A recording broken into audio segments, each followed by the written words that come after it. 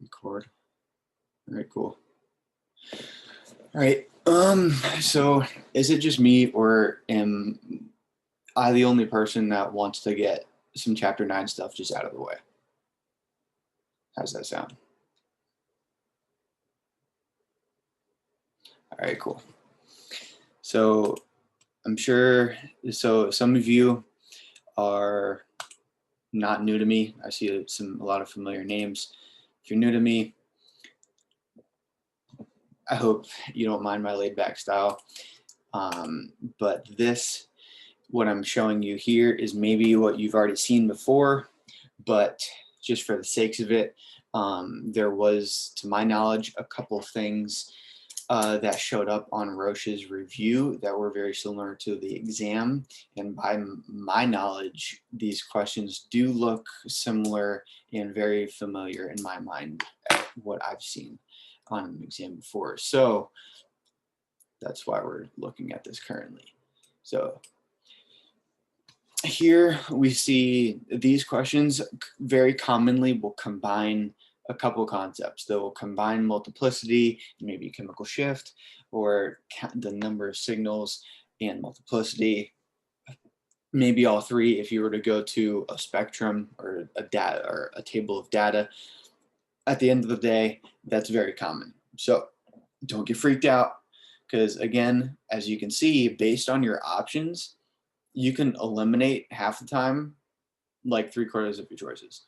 So what do you guys think? So this molecule, it's asking about the HNMR signal, and if you were to figure out the number of signals, you can already get it down to 1 to 2 choices. So HNMR signals, what do you guys think? Yep, Alyssa, that's a good observation. There is symmetry, so that does play a role.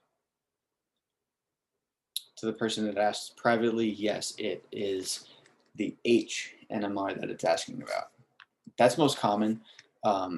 There's been very little questions that I've seen be asked about carbon NMR, but yes, it will tell you.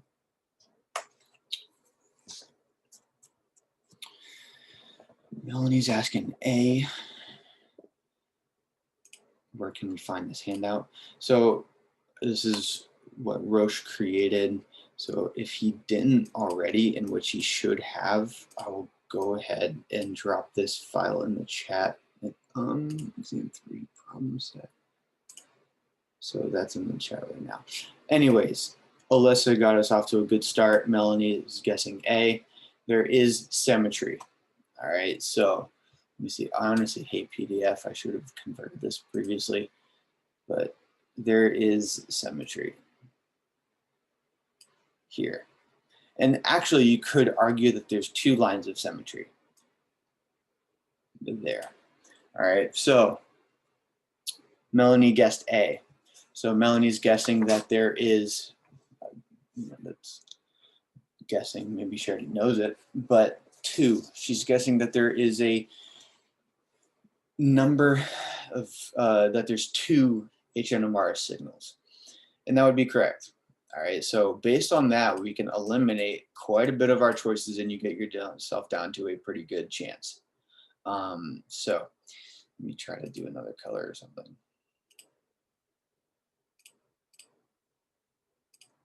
All right, so these methyls are equivalent to each other, right? These hydrogens are equivalent because of that plane of symmetry. All right, so those methyls would be 1 signal. All right, now the second signal would be all of the OHs coming off of that ring. So all these OHs are equivalent. All right, so these 4 are equivalent. So that would be, they would be our second signal. All right, so multiplicity. Do those methyls have any nearby or any adjacent neighboring hydrogens for that N+1 rule? The methyls.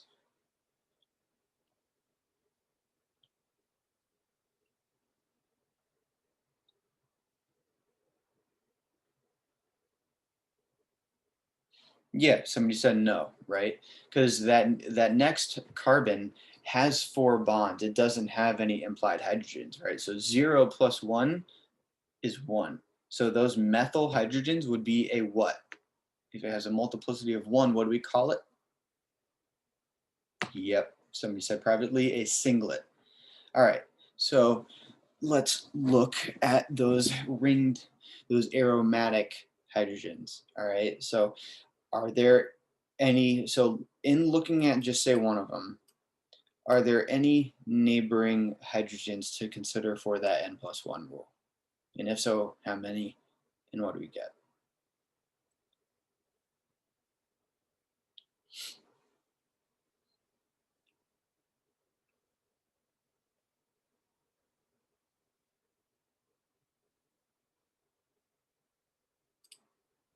I guess I should use a different color because everything's red right now. Are you asking how many hydrogen? I mean, how many? Yes, how many hydrogens there are? I'm not sure what you're asking. I Yeah. would. So these aromatic carbons are producing a signal, right? I'm asking what's the multiplicity of that? And how do we get the multiplicity? We do the n+1 rule. N is the amount of neighboring hydrogens in a unique environment. So would it be a doublet? So going adjacent, that is a unique environment because of that double bond. There is no rotation and interacting with each other.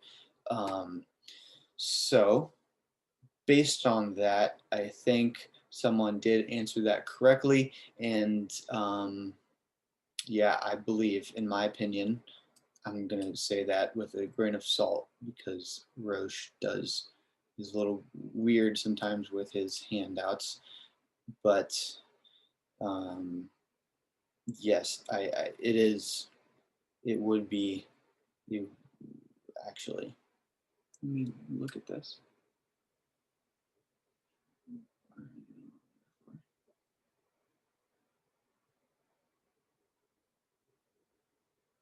We counted 2 because the CH2 from the right, so there is no CH2. They're all CH, correct, Jake. So we all said that these hydrogen of the aromatic ring are equivalent, right?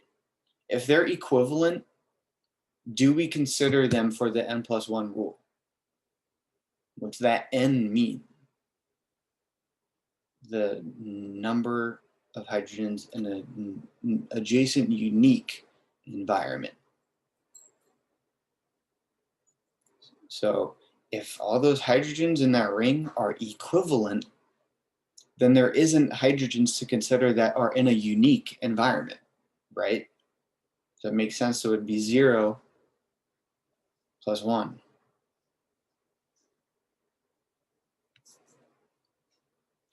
Right? So based on that, we have 2 singlets. One of them coming from the methyl and the other singlet coming from the aromatic hydrogens. Anthony does not understand. So the hydrogens coming off of that ring are equivalent, right? So that rule that we use for multiplicity is n+1. Are you with me so far?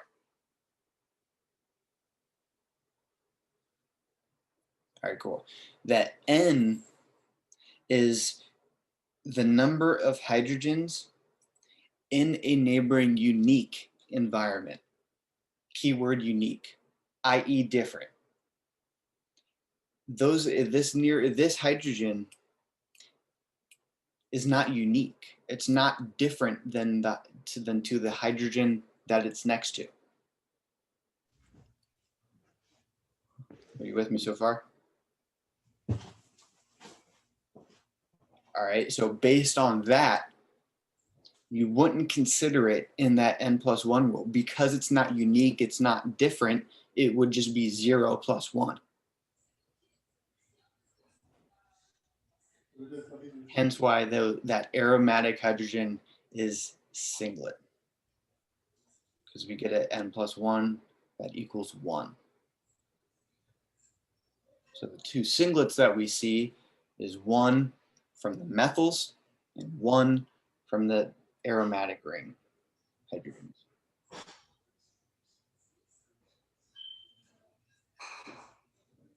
Does that clear that up at all?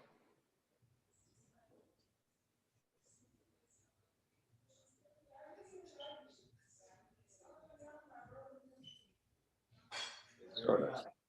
All right, so is anybody else struggling with this? So if you were with me until my very last statement, where did I lose you?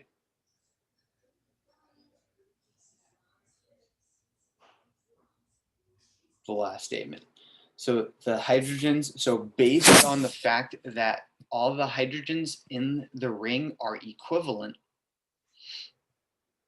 you wouldn't be putting a number other than 0 in that n plus 1 rule. The n, in order to put hydrogens in that n value, they have to be unique.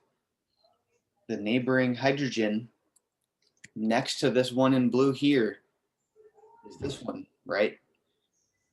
That hydrogen is not unique. It's not in a different environment. So it would be 0 plus 1 equals 1, i.e. producing a singlet.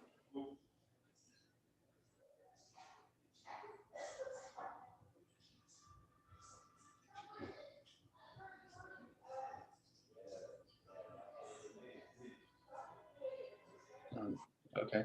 All right. So is everybody good on this question so far? Can we move along? All right, cool. So this one, I'm going to try to just screenshot this stuff and move to Word because I can draw better on Word.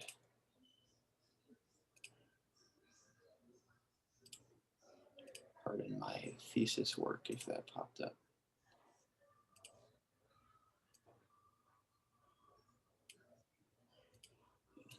Trying to write a thesis in fucking 2 weeks.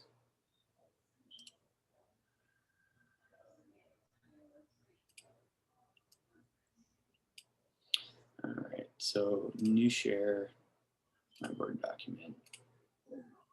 All right, cool. So this question here, it's asking the same thing. All right, same question. Again, the reason why I'm doing another one of these is because it's a classic. All right, it may not be this exact molecule, but it's the exact type of question that he's going to ask. All right, Alyssa's already saying D. All right, so let's walk through it. All right, so here, I'll just do it in black. This methyl, I'll just do 1. All right, that methyl, what's the multiplicity of that methyl?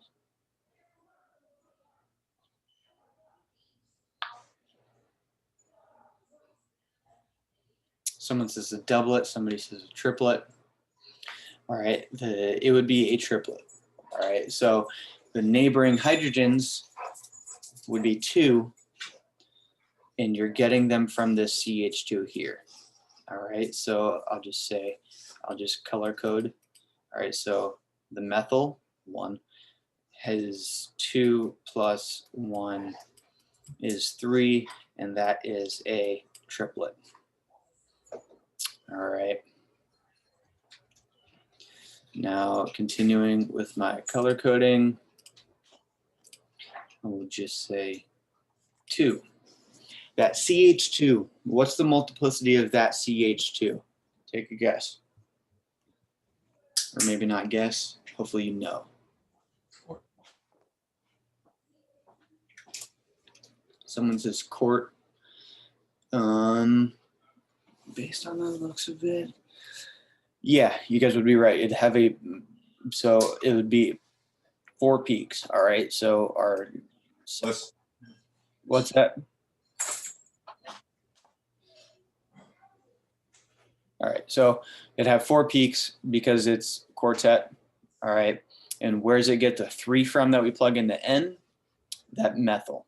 All right, so 3 plus 1 is 4, and we get a quartet. All right. Now we do have one more signal on here, right? It's not here because there's no hydrogens on that. It would be this methyl here. I don't know what color, purple. 3. All right. What's the N+1 for that methyl in purple? He's hesitantly saying singlet. Someone, you got somebody else that's confident. Yeah, it would be a singlet.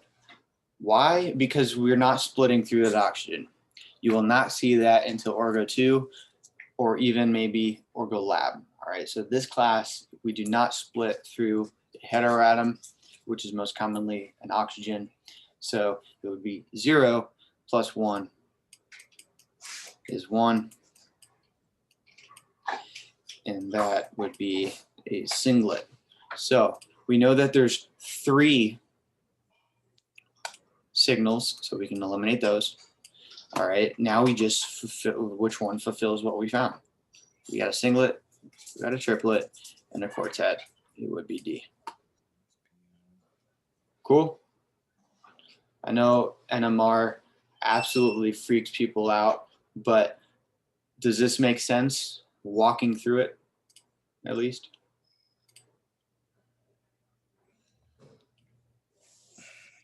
All right, cool. Do I have a YouTube? I do. And really, I only have it for like research and Orgo purposes. Real quick, since you guys are asking about it, I do have it. Let me see if I can find my link. So if you click on that, that has basically all of my shit, but you'll find the YouTube on that, in which there's not this semester because we've been able to upload them live to the cloud.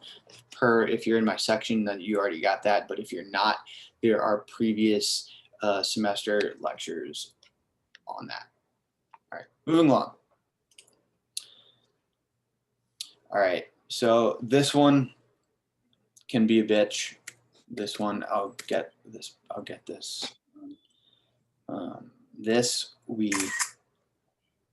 It's a spectrum. All right, so here I'm going to try to.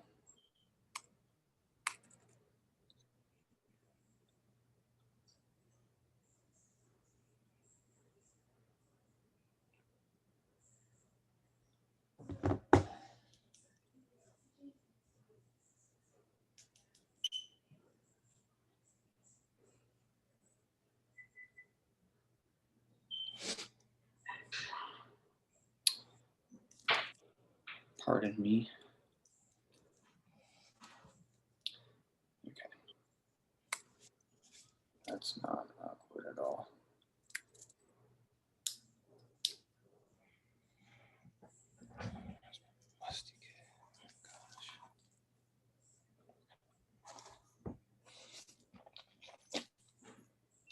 Okay, anyways, I'm going to try to zoom in on this. What was the answer for 17? It was D. Thank you, Anthony.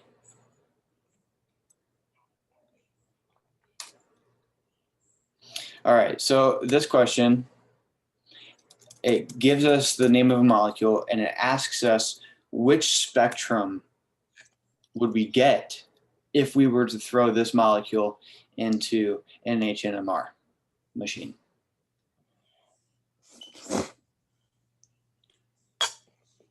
So does anybody have any idea or what they personally would do first?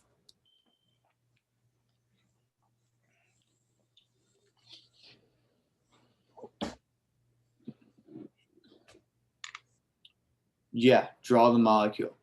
All right, so let's draw it. You got a 2-methoxypropane. 2-methoxypropane.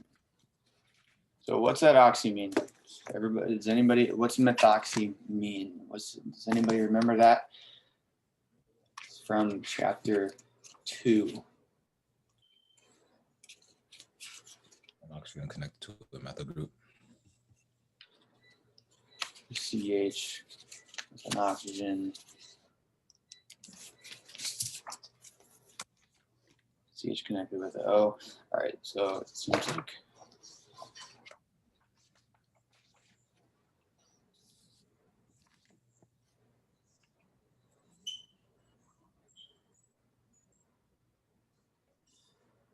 so let me pull up something real quick for you guys, because I know sometimes a lot of people just don't cover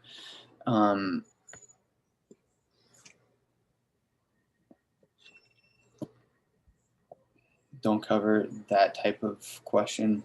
So I'm going to try to pull up from when I put notes together for this course and see if I can send you guys something helpful for functional groups like that.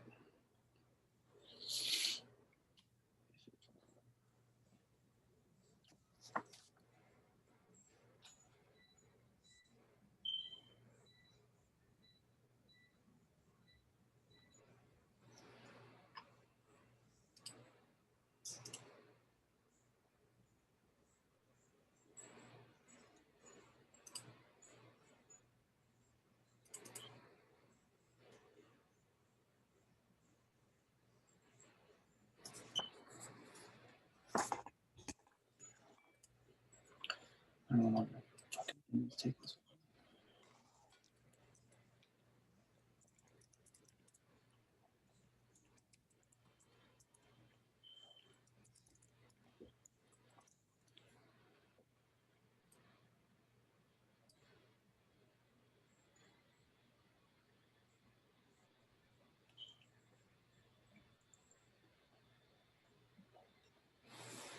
All right, so you guys are saying, so I'm losing my patience for this buffering. Pardon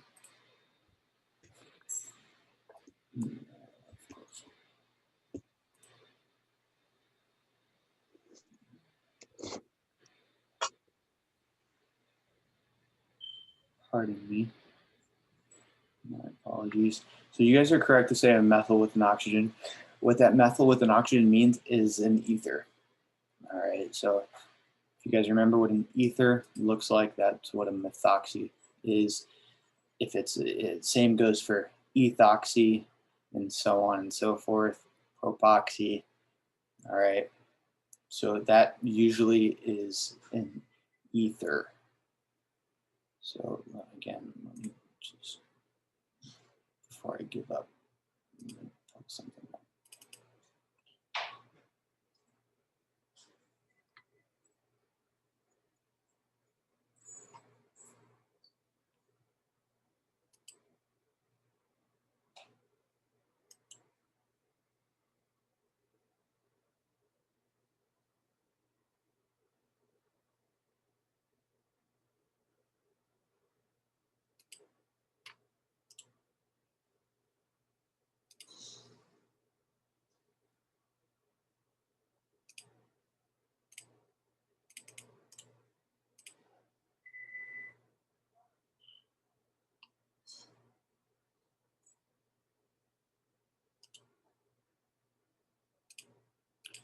Okay, yeah, I don't have the patience. I'm starting to lose it. All right, so let me see if we can do this on PDF that we were on before. Word app wants to be an absolute bitch. All right. Methoxy, if you were to draw it out, would look like this. All right. So one thing that I personally would do is I would determine the number of signals. All right. So can somebody do that? How many signals do you guys think this has?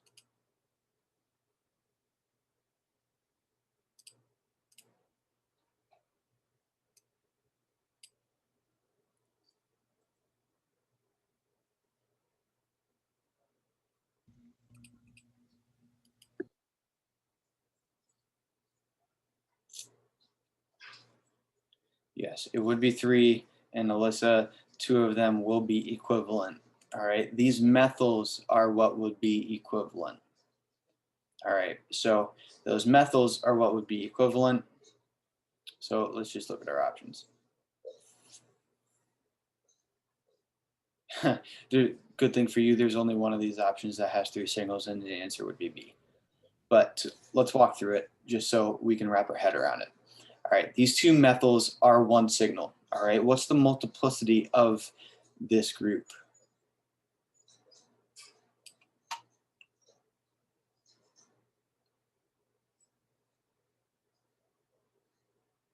Not a singlet, it would be a doublet. Why? Because there is 1 neighboring hydrogen there in red. 1 plus 1, 2, so we get a doublet. All right, so a doublet multiplicity is referring to the number of peaks. All right, so you have 2 methyls creating a doublet. All right, so to wrap our head around this, how I like to consider integration isn't ratios. I don't give a fuck about ratios and the calculus, even though I like calculus. Integration is simply another way to put it. The number of hydrogens that are producing the signal. So what's the integration of those methyls? 6, right? So those 6 hydrogens are producing a doublet. You see here in B, has an integration of 6, and it has 2 peaks, our doublet. All right. Now these, continuing along, that hydrogen is 1 hydrogen, so it has an integration of 1, but what's the multiplicity?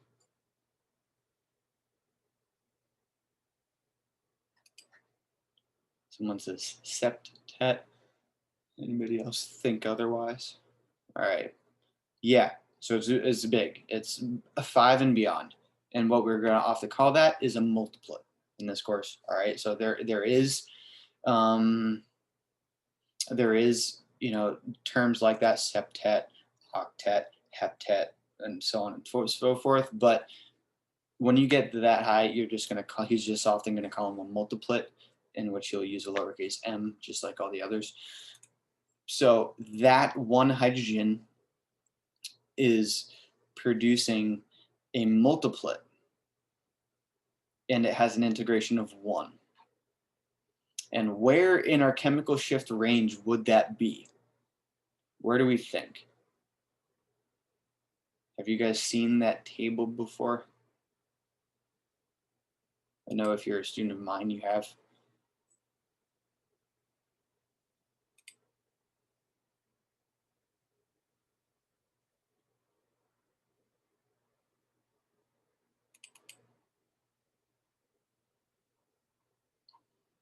So there is a handy dandy table that you can use for chemical shift, and here it is. All right. So the molecule that we were looking at is nearby a heteroatom, right? It's nearby that oxygen. So where would that peak be? Between 3 and 5, roughly, right? Which, if we go back, we can see how that signal makes sense, right? That signal associates directly with the hydrogen that we were talking about, right? It's appearing in the ppm range of 3 to 5 because it's next to or nearby a heteroatom. Has an integration of 1 because it's only 1 hydrogen producing it. And it's a multiplet because it has a multiplicity of 7. Did I lose anyone? Someone asked, how do I find integration? I think of it, I don't worry about ratios or anything like that. It's the number of hydrogens producing the signal. All right. It could be 10 hydrogens producing a singlet for all the molecule cares. All right. So it's the number of hydrogens that are producing that signal. And this one, this methyl here, we just did the similar one like that before. It's a singlet because we're not cutting through that oxygen. There's no neighboring unique hydrogens. So 0 plus 1 is a 1. So we get a singlet, and we get an integration of what? What's the integration of this methyl? 3. Right. All right. So this is a perfect example of how it's combining kind of everything together. And don't worry, I will, when we're kind of done, I'll drop in the chat the files that I pull up.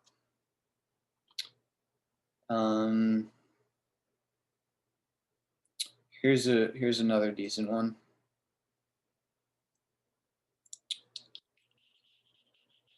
All right, so remember IR. So luckily, he gives you, this question includes IR. I say luckily because you can eliminate choices based off of it.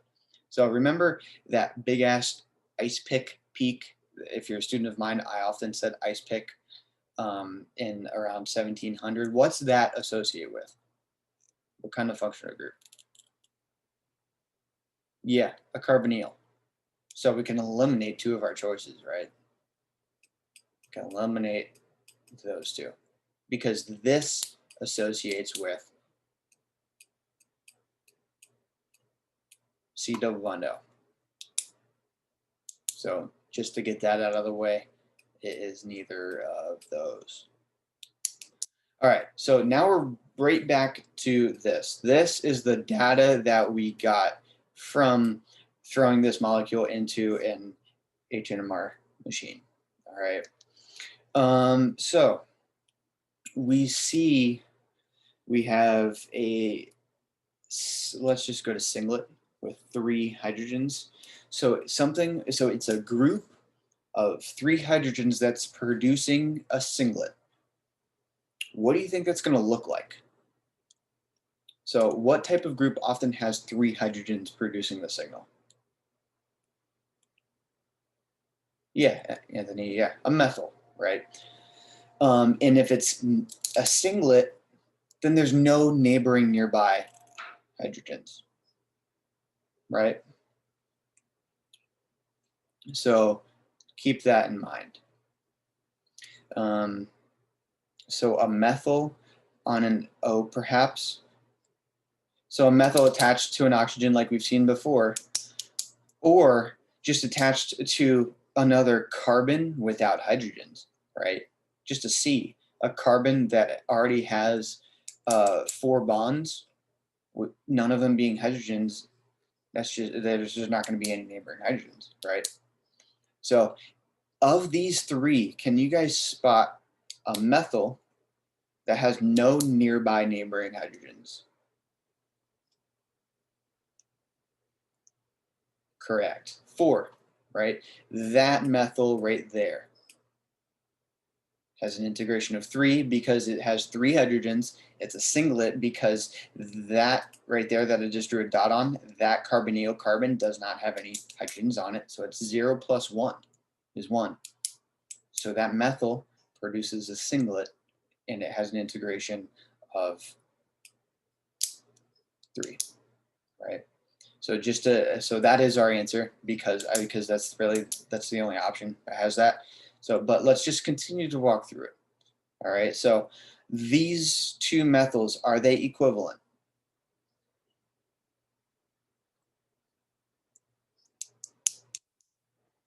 Okay. Somebody's saying yes, they are. What's the multiplicity? So if those 2 methyls are equivalent together, what's the multiplicity? No, not multiplicity, pardon me, integration. 6, right? All right, so we have those two methyls are producing some sort of peak with an integration of 6. All right, now what's the multiplicity?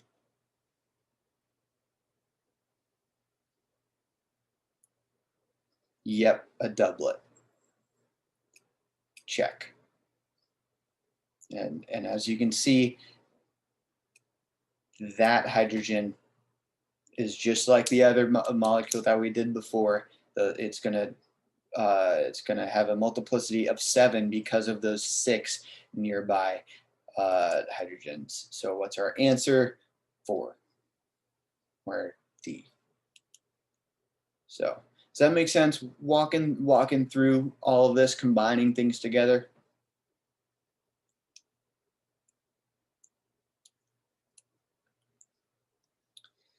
All right, cool. So hopefully that helped a bit with NMR.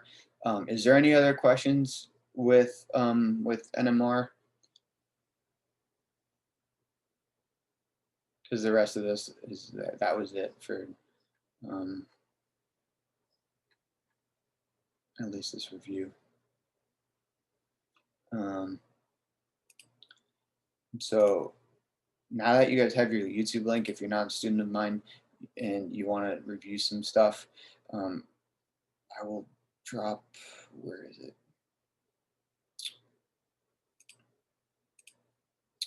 I'll drop my own handout for chapter 9 in the chat.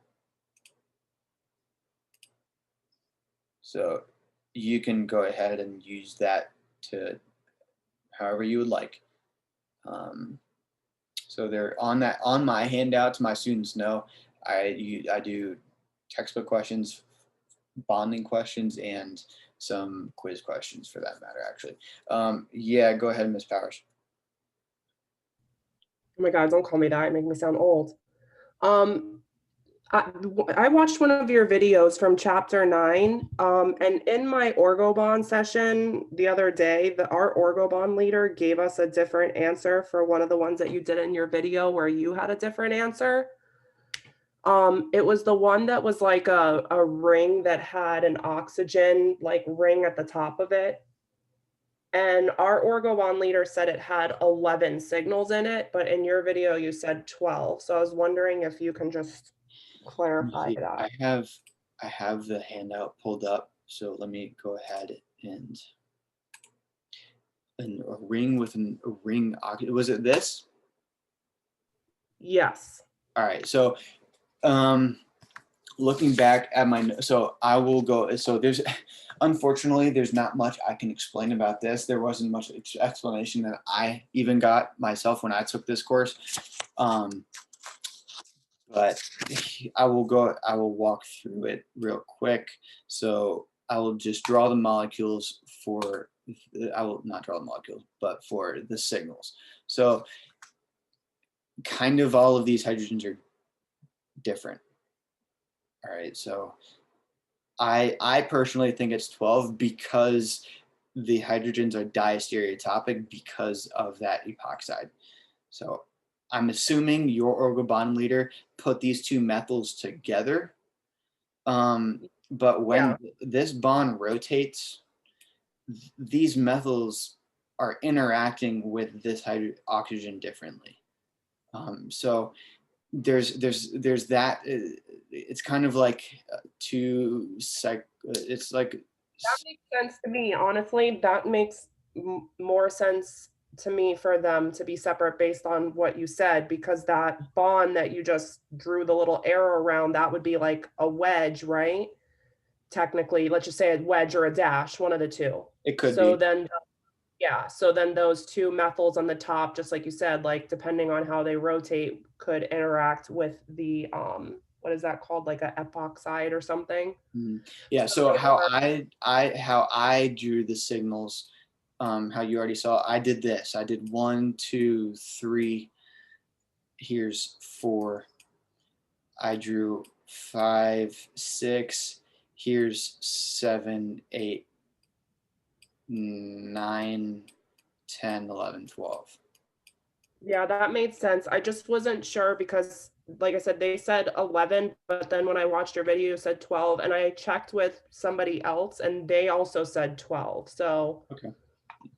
okay. Well, okay, that just made. Yeah, it just makes it confusing but when you hear like different things. And then one last question for the one that has the double rings, the one that's to the left of that, the 2 rings, the one that's like has the methyl pointing up, and then the one that has the methyl pointing down. With those, each of those CHs on the ring are considered individual because they're going away from the methyl, right? But if those methyl groups weren't there, would you still count them separate? Like I'm just a little bit not sure about how you handle the double bonds in rings. Yeah, so this it is complicated, and there's very little explanation to this, unfortunately. But the hydrogens on the ring are, like we've seen it usually, are in different environments. So you could be like 1, 2, 3. Your next one would be this methyl 4, and for some reason it's almost like a mirror image that's being flipped upside down, because when I got this answer, it was 1, 2, 3, 4. Or I guess I drew that backwards. 1, 2, 3, 4. So, but if it makes you feel better, I don't suspect something like this to show up on the exam. Although I would take that with a little bit of a grain of salt, because Lepore is back in town, and I'm on your guys' side with exam 2. I've done this for 5 semesters now, and me and my colleagues have never seen an exam like that for exam 2 since I'm graduating, and I've never seen an exam like that for Orgo. So I do think Lepore is pulling some weight, and so I am on your guys' side about that. But from his perspective, you never want a medicinal chemist to make your exam, really. And then the carbons with that, because that I understand that in terms of the hydrogens, the carbons, you would just count them. I guess I'm just trying to like get clarification. Yeah, so this would be like 1. That are on the ring are considered the same signal. The ones that are connecting the 2 rings. 4, 5, 1, 2, 3, 4, 5. Now, are those other ones considered the same? Yeah, I would believe so. Because of the way that we are counting signals, I would remain consistent and do the same with carbon with carbon NMR. So in this molecule, I would say there's 4 hydrogen signals and that there's 6 carbon signals. Okay, thank you. No problem. Okay. Can we do, so Anthony's asking about practice 1.9 from the book. So I don't remember. I mean, I haven't taken this course in 2 years, full years. So let me try to pull up. Let me see. What do you guys do? Vital source.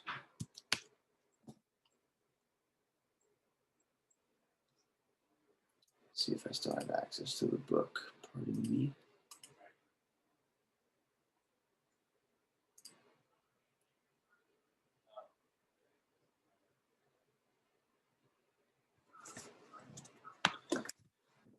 Obviously, I'm with you guys. I hate chapter 9. That's one of the reasons why I asked you guys if you want to do it first.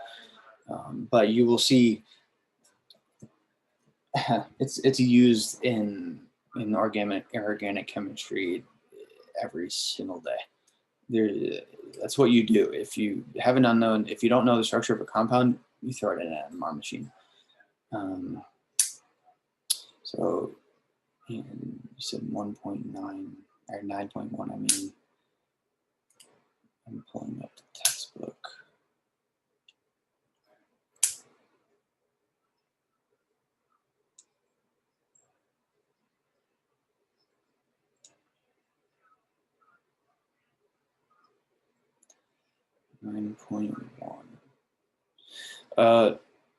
Mine starts at 9.2. Anthony, is that question that you're asking about at the is that an in-text problem, or is that at the end of the chapter?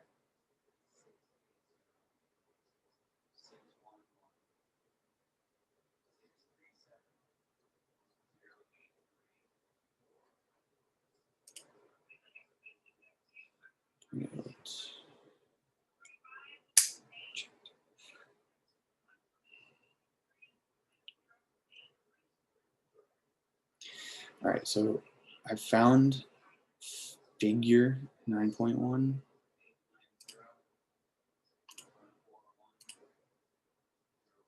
So if this is not it, maybe you can point me in the right direction.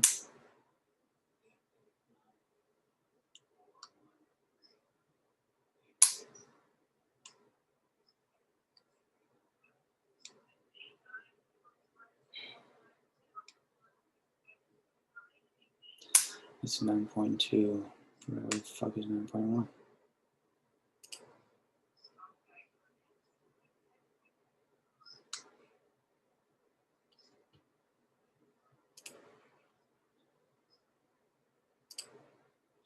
All right, so this question, right? Is this one you're asking about?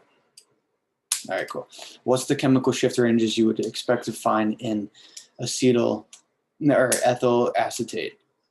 So first, you would have to know how to draw that, or you would have to know what that looks like. So let's.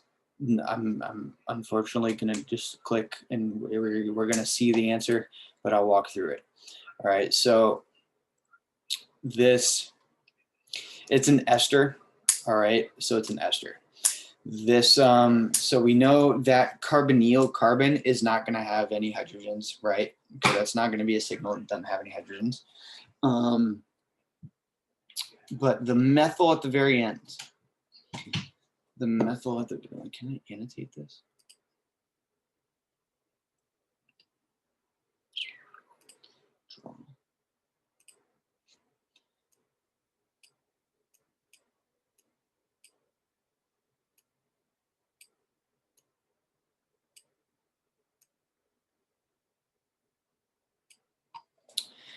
All right, so that methyl, it's just referring to, it's basically asking you how shielded or how de-shielded. Is there anybody that does not understand the concept? Maybe they know what de-shielded means, but do you guys get it? Is there anybody that doesn't? Explain. Okay, so de-shielded and shielded, it's kind of what it means to be a shield, right? A shield protects you. All right, so the shield in this case is electron density. What kind of groups or atoms pull electron density away? Things that are electronegative, aromatic rings, things like that, right? They pull electron density away. Now, when you pull electron density away from a hydrogen, it leaves it vulnerable to get hit by that magnetic field. All right, so if it's vulnerable, it will easily be de-shielded, right? It's that hydrogen's being de-shielded by the group that's pulling electron density away. So it's kind of like an intermediate for carbocations, right? So a Cl and a carbon, that Cl is going to have a partial negative, and this is going to have a partial positive. Why does that have a partial positive? There's less electron density there. That Cl is pulling it away, right? So that carbon is de-shielded. It has less of a shield. It has less protection. Does that make more sense, Taylor?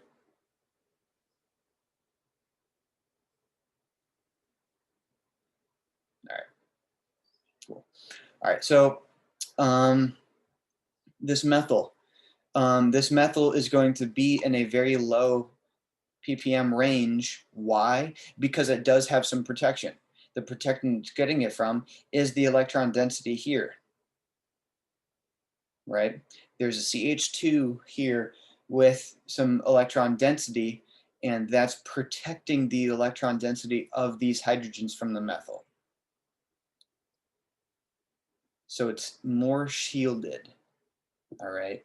And the more shielded it is, the more upfield it is, and the lower ppm range it is.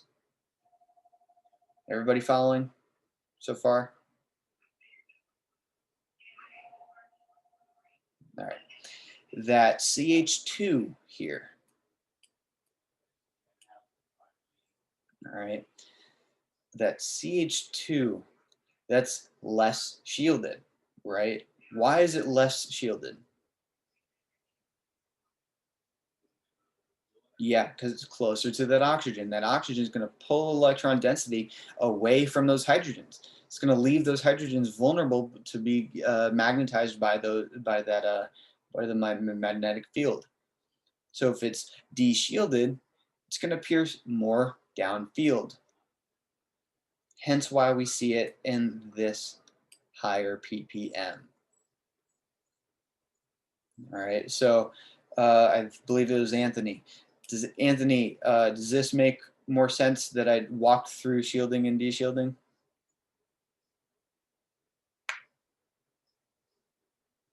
All right, cool. Yeah,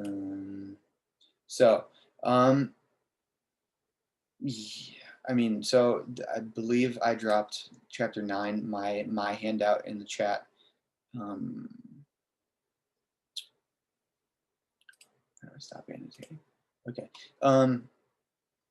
So definitely go over that, because I did touch on quiz problems as well, and my students told me that they did see problems on their quiz from the handout. So look over my week 9. I will put it in the chat again. You can download it, use it. All right, so just run through that. All right, so you guys ready to move on to some reactions?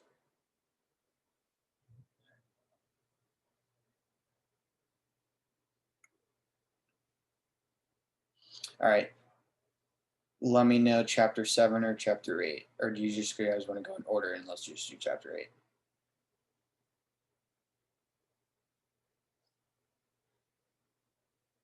Okay, well, somebody broke that tie and said, sorry, Powers, leave out the miss.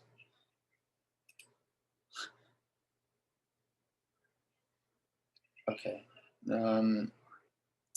so let me pull up chapter 8. Hey, Michael, can I ask you another question? Do you happen to have a handout that has all of the reactions for chapter 8 on it? I do.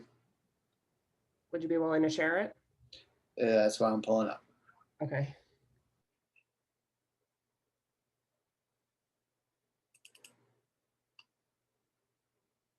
Do you guys still see this shit that I annotated or no? Okay, how do anybody know how I get rid of it? Clear all my drawings. Very cool. Chapter 8, week 8. All right, so lo and behold, my handout, I summarized the reaction types. All right, so you guys know what the terms mean, right? Markovnikov, anti-Markovnikov, right? What's Markovnikov mean? I mean, it was on the screen. What's Markovnikov mean? Yeah, the more substituted side, right? So those terms, knowing what it means to go to the more substituted, the less substituted syn and anti. That will save you a lot, all right? So the way I teach this course is based on those terms. All right, so here's your summary. All right. Remind me, somebody remind me, I will put this in this chat right now, but somebody remind me to do so again after we're done with chapter 8. But anyways, all right, how I studied for this, and I'm sure how your TA may have studied for it as well. If you have Chitan, he was actually a student of mine when I taught the course. Flashcard it, all right? This chapter, please make this the easiest chapter for you guys, all right? So do yourself the favor and flashcard, all right? So front side of the flashcard being a reagent, all right? Being a reagent, it could be HCl, it could be Br2, whatever it may be. Front side of the flashcard, be a reagent. Given the reagent, you get the reaction type and what it does. All right, so going through this, you will see, and you have already seen, that the reagent tells you the type of reaction that occurs. All right, so hydrohalogenation, what type of reagent are we going to see? You guys have gone through this before already, but it's in the name. I've always told my students that it is in the name, not just halogens, Alyssa, but H halogen, hydrohalogenation, hydrogen and a halogen. All right, cool. So I know these, so my students came to me. If you're not a student of mine, great. If you are a student of mine, I'm going to troll you a little bit. They came at me and said, oh, the problems that you went over were like way too easy and this and that. Well, like there's no way that anybody ever can predict exactly this substrate or molecule that you're going to see on the exam. My advice is to do your best with the anxiety, all right? Because I know what it's like. I've taken this course. I've done it. Taken biochem, neurophysiology, pharmacology at a graduate level. I've done it all right? Do your best to lower your anxiety and come back to the basics, all right? Because the way, as you can tell, I like to break things down and make it as simple as possible sounding. And even though it sounds simple, it really is if you walk through it with the principles that you already know, all right? So even though a molecule looks complex, you're really only doing the rationale and principles that you've already known, all right? So with that aside, all right, I added a little summary for each reaction type.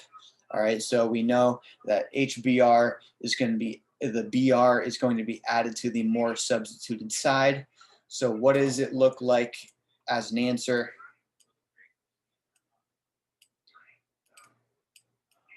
Boom, it reflects what we just said. All right. Now there is an intermediate with this type of reaction. There is an intermediate, all right, and it's no different than you're doing an intermediate for SN1 or E1, all right. If it can become more stable, it's going to, right?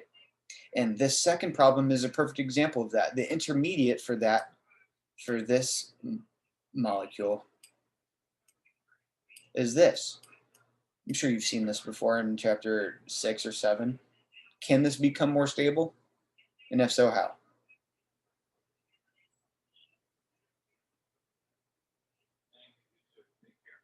Yep, the ring expansion, right? So this breaks, this is being made, cool. So now you have a new and improved carbocation. Now the Cl or halogen, whatever it may be, comes in and adds. All right, so your answer would be boom. All right, cool. So that's hydrohalogenation, all right? So the intermediate behaves the same exact way as if it were an SN1 or E1. If it can become more stable, it's going to, All right, so on your flashcard, HX, all right, HX equals backside hydrohalogenation, all right? Adds more substituted, watch out for rearrangements. Done, all right? What else behaves this way is acid catalyzed hydration. We did dehydration in chapter 7. What's the opposite? Hydration, all right? So if dehydration was removing an OH, hydration is adding an OH. So we're adding an OH to the more substituted side. And the reagents that you're going to see with this is acid is an acid, right? A positively charged something with water, or hydronium. All right. So with this, all right, our answer for this is, of course, again, the more substituted side of the double bond. Where is that? There. I don't know why that buffered. So that is where our OH gets added. All right. You didn't have to do any rearrangements because the carbocation was already as stable as it can get. All right. This one's no different. All right, it's hydronium, but it's an acid because we know cardio acids are positively charged, and it's going to add an OH to that more substituted side. Thus, your product is going to look like this without the double bond. Are we cool with this reaction type?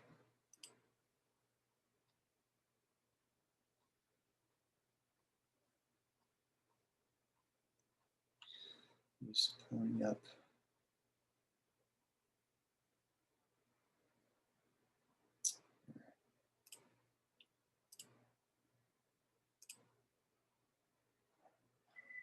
All right, so oxymercuration, right? Like I kept on telling my own students, it's in the name. If there's mercury in the reagent, you're doing oxymercuration. Demercuration is just the removal of the mercury group, all right? So at the end of the day, you don't have to look about for rearrangements. You're just considering the more substituted side. So do you have to do orders? The more substituted side is where the OH gets placed. All right, so our final product, really the only product,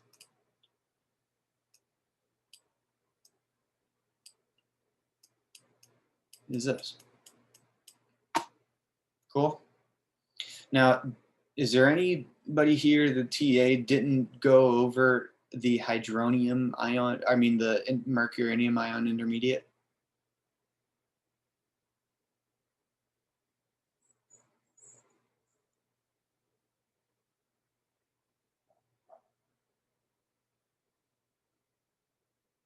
All right, so is there anybody here that does not know what a mercuronium ion intermediate is?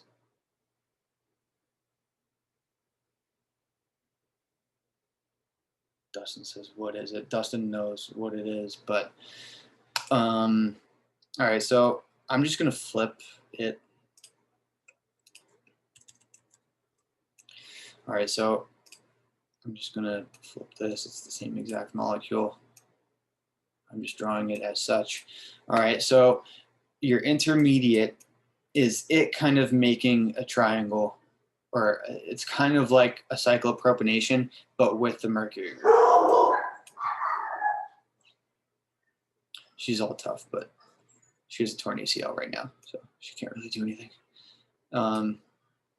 So this is our intermediate for the mercuronium ion.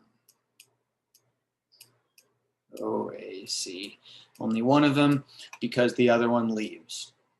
All right, so where the double bond is where the mercury is going to create its intermediate like that. And there, I believe, if I remember correctly, there is a positive charge on that. So all that happens now is water comes along, attacks that hydrogen, so this thing breaks off. All right, so you have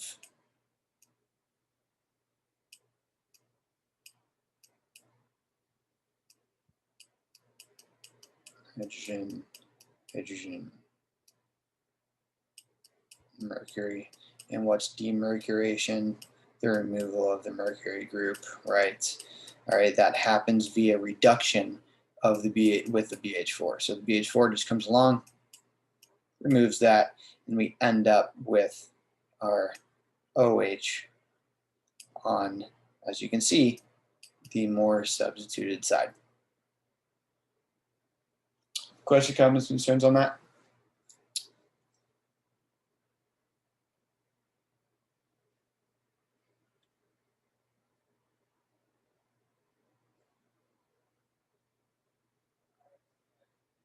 Everybody cool? You good?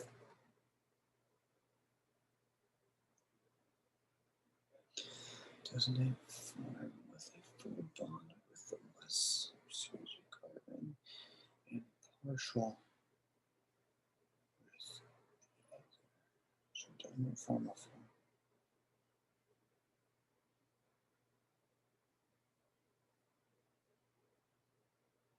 Chase, what do you mean? Like the picture that I have for the intermediate is the mercury OAC has a full bond to the carbon on the side of the double bond that was less substituted, and then it forms a partial bond with the the carbon side that was more substituted, and then the carbon that it has the partial bond to, it has a partial positive charge, and then the mercury has a partial positive charge.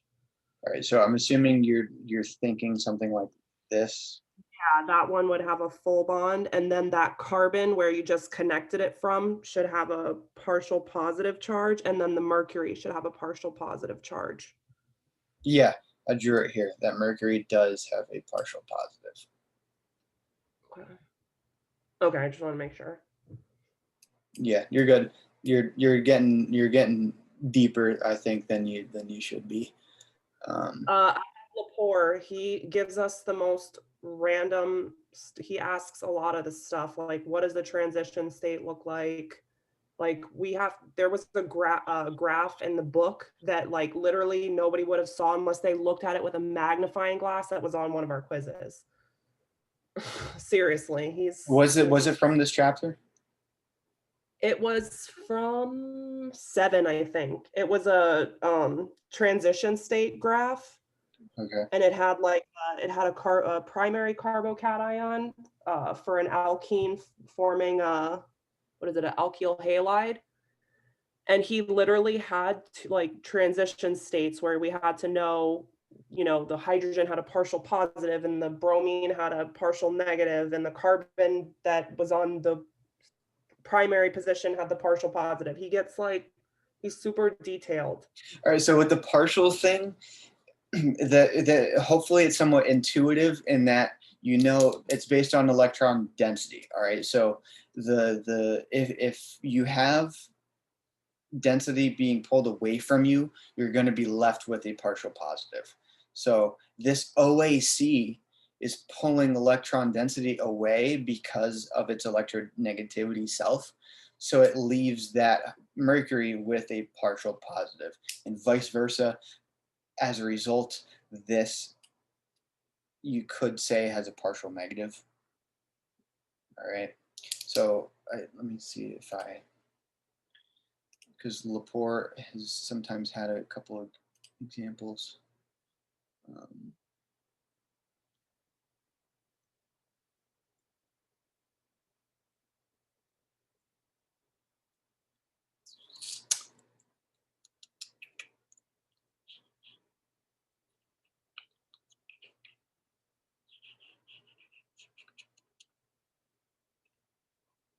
right.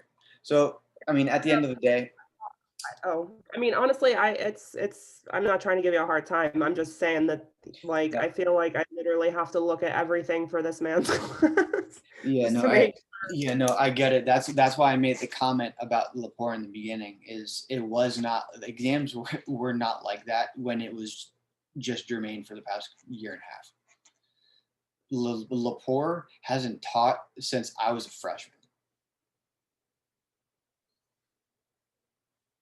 Just to put that in perspective.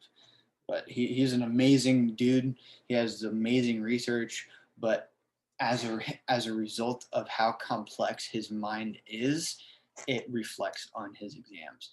But I mean, I very much doubt, at least from some of the exam problems that I've seen, you can eliminate and get down to two choices and then get super nitpicky about partial negative and partial positives. But hopefully you guys can figure out what has a partial negative, what has a partial positive, based on the concept of electronegativity.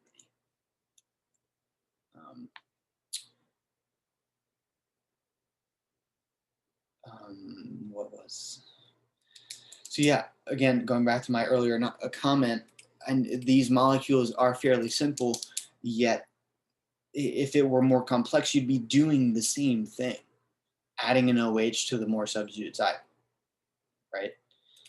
Let me see if, do I have another example? I'll pull up another example for another type of reaction in a little bit. So anyways, is mercuration good? We good with that? Adding an OH to the more substituted side? All right, cool. Halogenation, not hydrohalogenation, but halogenation. What's the reagent? It's in the name. Again, it's in the name. If it's not hydrohalogenation, it's just halogenation. What's the reagent?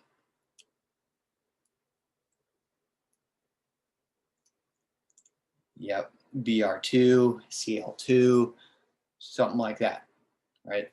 Cool. So if you see a molecule like an alkene, if you see something with a double or triple bond with X2, then you know it's halogenation. All right. Moving on. So you add both halogens.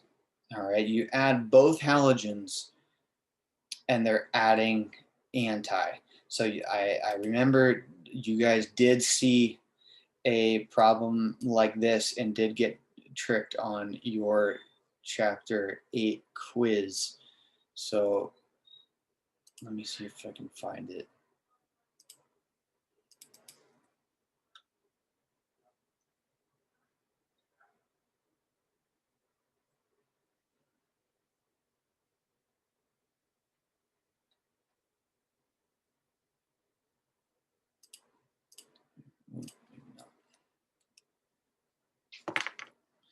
All right, so at the end of the day, you guys don't get tricked by this. All right, so I will go ahead, and what I mean by that is, so if we're adding anti, what's that mean? Adding in a different direction.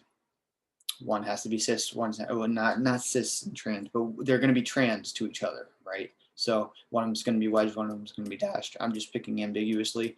I'm just going to draw X.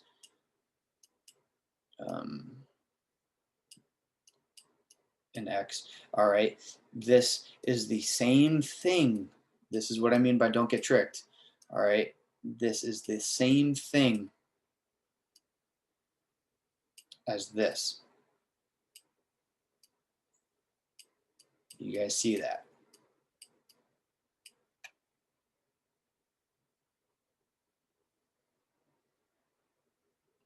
All right, so if you were given this on an exam, one of your choices could be whatever letter, could be that.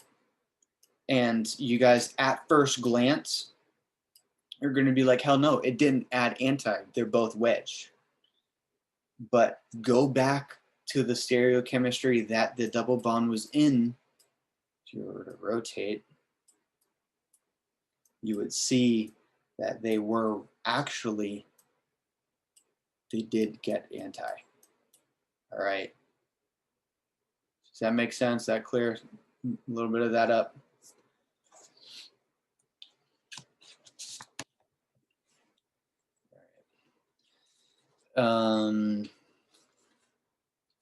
Is there any other comment I wanted to make on that? And same goes for that other, this, right? So this, so if you're adding anti, this is going to be, say, one of them's dashed, one of them wedged, but this is the same thing as this. All right, so I do usually say go with your gut, but with this type, just double check. All right. If you have halogenation with water, all right, does anybody know what happens? Something a little bit different.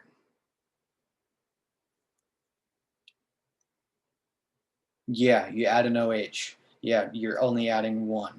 All right, so you added one halogen and you add one OH.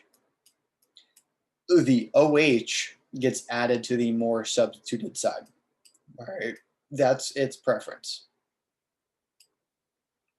So in order to draw my anti, I like wedged, so I'll just pick it as wedged. So OH is here on the more substituted side. All right, and the Cl is on the less substituted side. Cool. So if you have halogenation, if you have your dihalogen with water, that's what occurs. All right, you don't add both, you only add one, and one of them is an OH. And that's going to prefer the more substituted side. All right. We cool on this? Question, comments, concerns?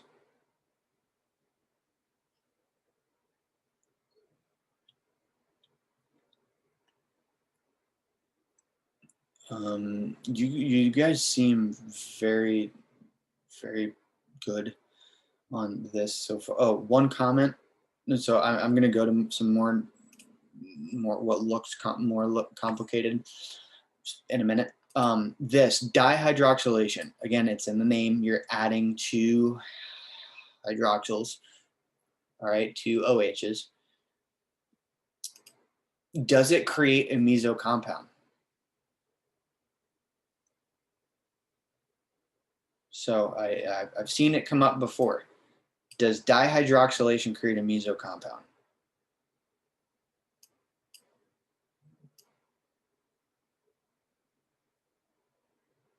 Or can it?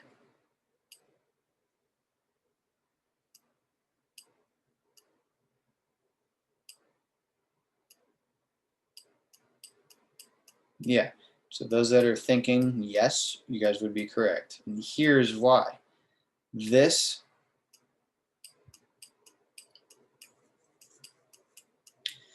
is just like the molecule you've seen on an exam before, which was this.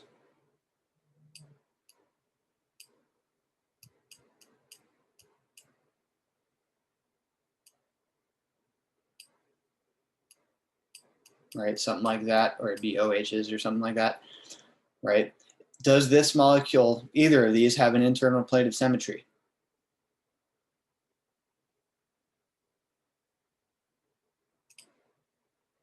Yep, right down the middle. If you were to do the RNS of this, I mean, let me try to do it real quick mentally, this one. Okay, so this is R, that's S.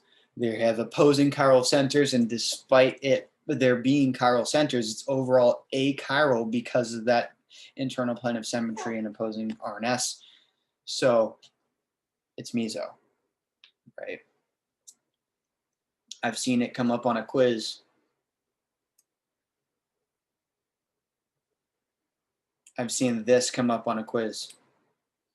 All right. Does this produce a meso compound, and why?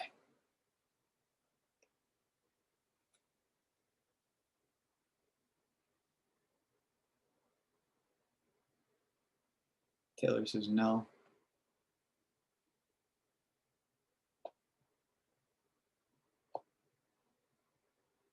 Anybody else? What do you guys think?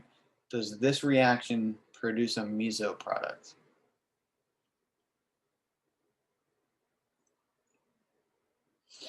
So if you guys are thinking no so far, you guys would be right. Why? Because halogenation adds what?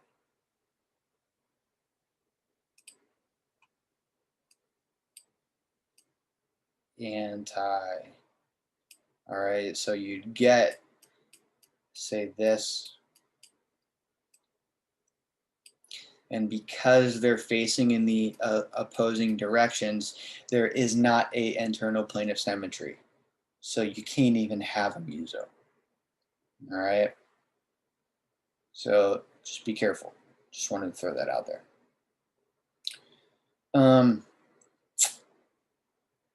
Ozonolysis. Going back to the handout we were looking at before. Let's look at this. All right, so ozonolysis.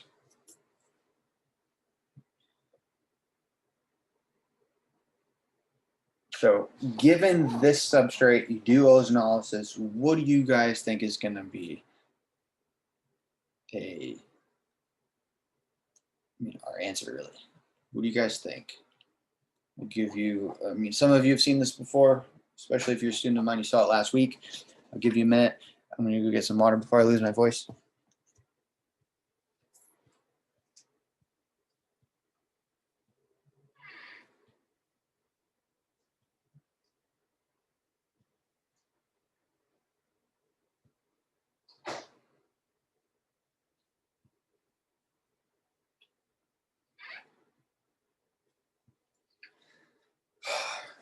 What I really need is a fucking margarita.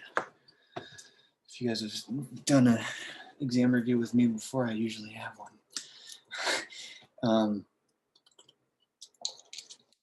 Let me know in the chat what your favorite drink is. Not that half of you are of age. I'm getting old. Do we split where the double bond is? Yes. We split there. That's what we do. So if we split that, right? That's all we're doing. If we split that, we can't get A and C, right? You're not splitting the left and right side apart. You're only just fracturing that double bond, right? And one way of looking at this is what's the only difference between these things? The number of carbons. So based on that, count your number of carbons and let me know what the answer is.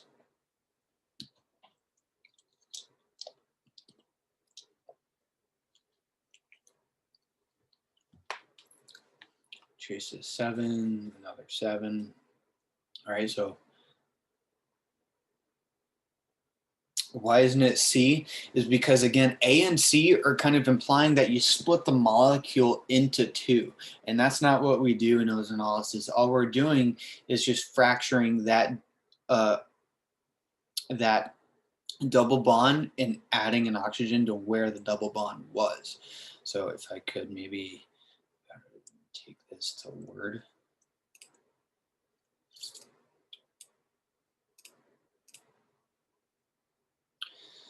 Drop them out. Let me see them. Please take a long close table. Goodies. Pardon me, the song's stuck in my head.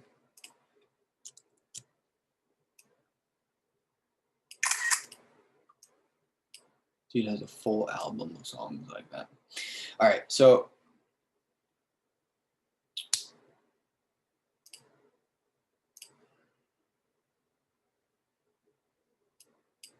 if you fracture that double bond, all right, we get this.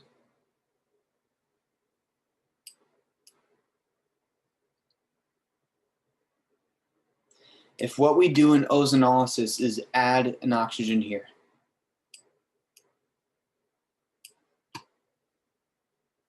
how can we split this molecule? The A and C is implying that we split this molecule like that. You guys see that? And that's not what we do. All right, so all this really did is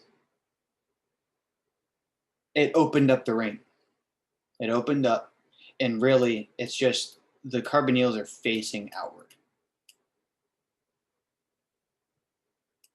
So let me try to draw that. So the carbonyls, all they're doing is just facing outward.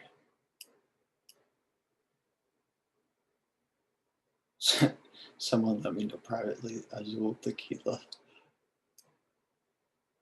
Am I drawing? Oh yeah, sorry. New document.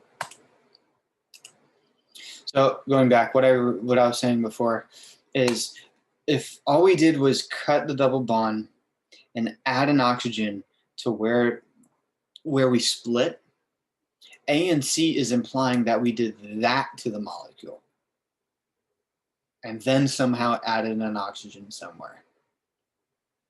You guys see that now that I drew it a little bit differently, or again, how it's not A and C? So all we did was fracture the double bond and add an oxygen to where that split is. All right. So all B and D did is just it opened up the ring, and it's having the oxygen face outwards. All right. So we good on this? This problems, at least specifically. All right. What else we got?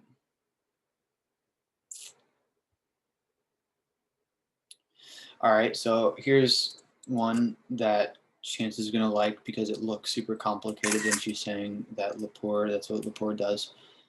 Let me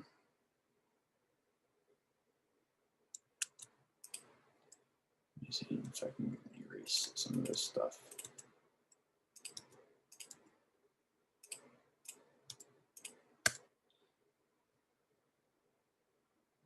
Chase. Did I say Chance? Chase. I said it correctly before. Chase. All right. So, big word problem. All it's saying is that you have this, all right, Br2 in an aqueous solution. We've seen this before. If you have Br2, what's aqueous solution mean? Water. Halogenation, Anthony, but with water. All right. So it's either with halogenation, we're adding both halogens, right? So C and D isn't even an option, right? It didn't add the water, nor did it add both BRs.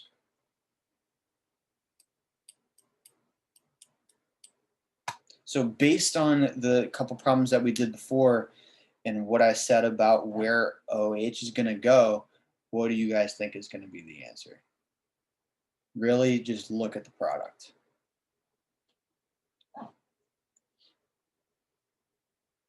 B, right? That OH went to the more substituted side. Right? So you guys would have gotten that right. All right, let's see what else we got. Is anybody confused on the two types of ozonolysis? There's like reduction and then there's oxidation.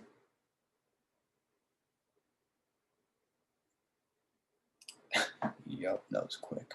All right, let me see if I can pull it up.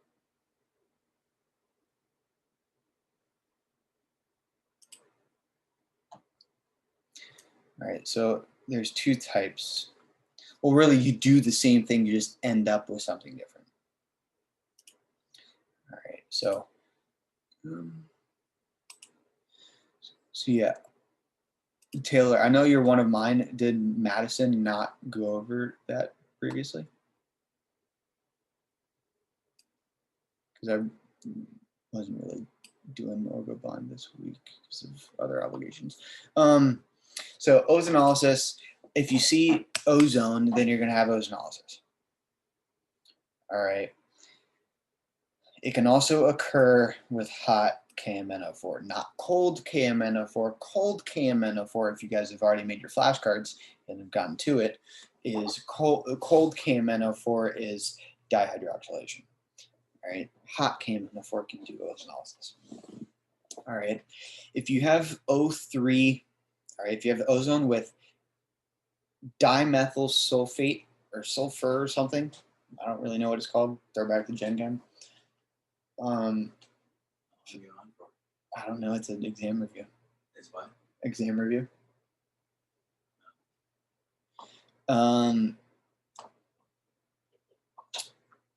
It's reductive. All right. So we're making an aldehyde instead of a carboxylic acid. So we still cut. All right. We cut, and unfortunately, without looking like something else. All right. We add our 2 oxygens to each side of where that split was. And what do we get?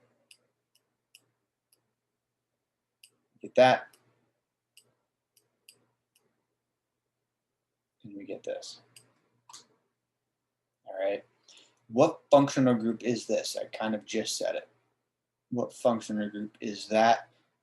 Please do still remember your, yes, thank God. I've asked that before. All right, this is an aldehyde. Remember, an aldehyde is a carbonyl, and it's not, and it's just a hydrogen here. All right. So if you have ozone with something like that, it's dimethyl, Me2. All right. It's reductive. All right. It's going to make an aldehyde in this type of example. All right. If you have acid, I don't honestly, I forgot what ACOH is. Pardon me. It's going to be oxidative. All right. So if reductive made a aldehyde, what does oxidative make?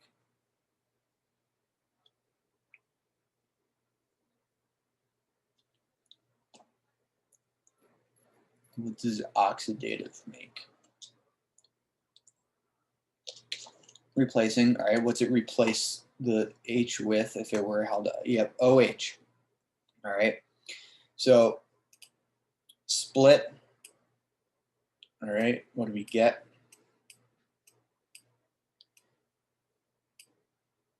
Typically, if it were reductive, you would get an aldehyde, but because it's oxidative, it's simply an OH. All right. It's a carboxylic acid. All right. So it makes a carboxylic acid and CO2. I guess I could add that. CO2. All right, because it's oxidative.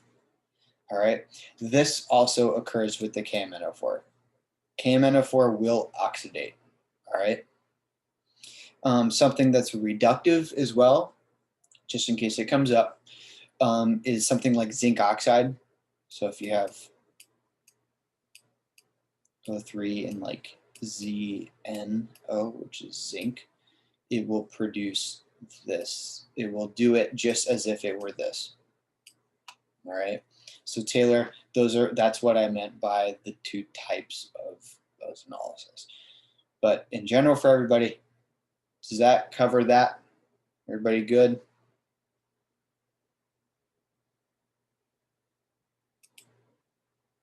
Question, comments, concerns?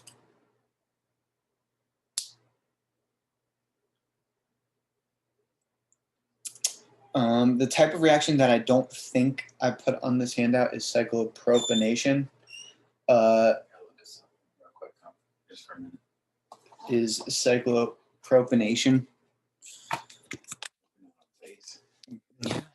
Video. Yeah, it's live. take a second. Where's my watch? It's right there. I was using mine. All right, so cyclopropanation. All right, so what do you guys think? I mean, it's in the name. I'm going to keep on saying that. So what's cyclopropanation do? What are you making? Yep, a cyclopropane. So again, if you were to have a double bond, your cyclopropane is made where that double bond was. So all you're doing is making your triangle where the double in line with the double bond. All right, so your reagents that do this is something like CH halogen 3. All right, if you have that, if you have CH, only one hydrogen, CH X3, it's not going to be X, it's going to be like Cl, Br, or whatever it may be. But if you have CH X3, you're going to keep the halogens on it. All right. Because it's going to be like that. If you don't, and you have something like CH2 X2, then you don't keep the halogens on it. You're simply doing a cyclopropane. Cool. Does that cover that? And he mentioned it before, that it happens via a carbene divalent. What that looks like is a carbon with a lone pair and two hydrogens. All right. The mechanism involves a carbene divalent. All right, that's what that is. All right. So just in case, does that cover that? So if you have CH(X3), then you do keep your halogens. If you have CH2(X2), then you don't. All right.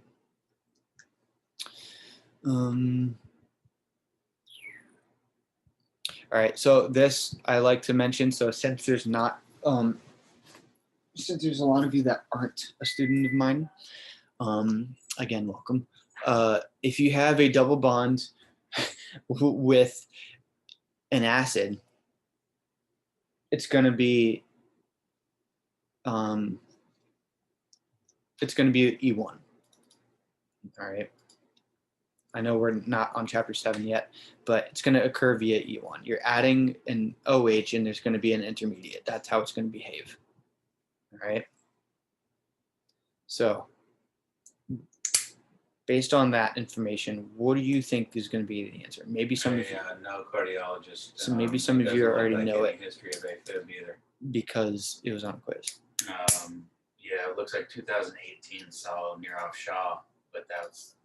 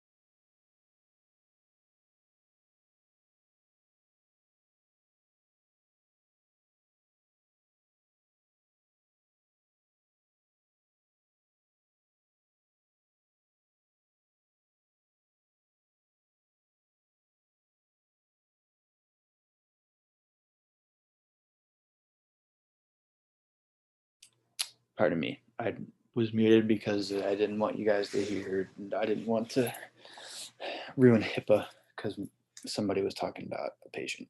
So yeah, if you see a double bond and an acid, it's acid catalyzed hydration. All right, acid catalyzed hydration. So S2SO4, H2SO4, H3PO4, H plus with water, H3O plus. All right, all that's acid catalyzed hydration. All right. Have you guys seen something like this before?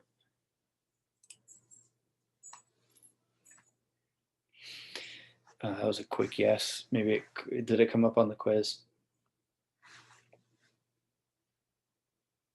Yeah. All right. So how many of you absolutely had no clue what to do? You form. All right. You done? Yeah. All right.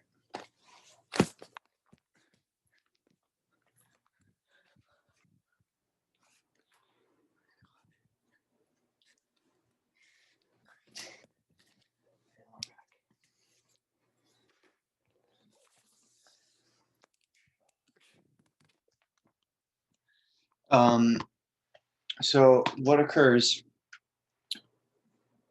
D is just hydrogen.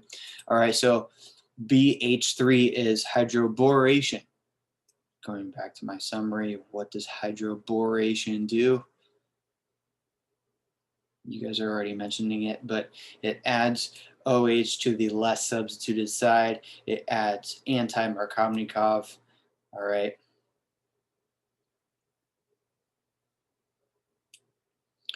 But it happens in 2 steps. So let's do the first step.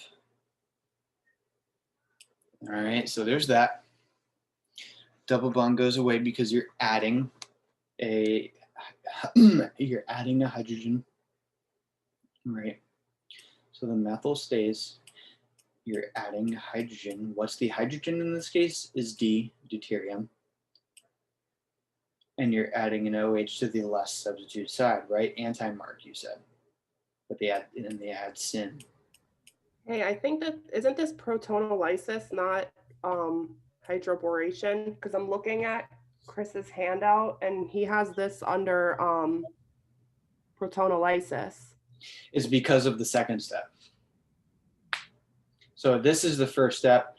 All right. So 1, it tells you first step is hydroboration.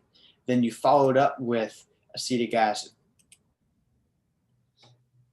All right. So what happens He has is under protonolysis. so what happens is you remove this OH. All right. You remove this OH. That's what the acetic acid does. It comes along, removes the OH, and what are you left with?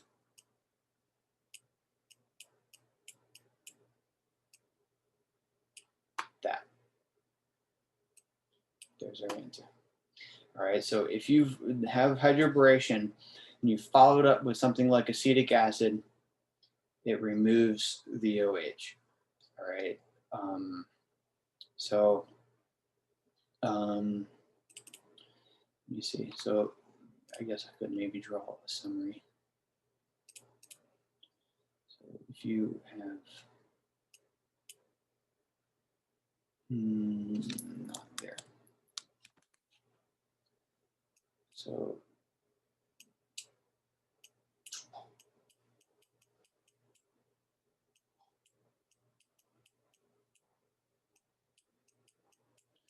let's just say there's the rest of the molecule. All right, if you were to do H3, you get B and the rest. Right, H stays, H stays. All right. Regular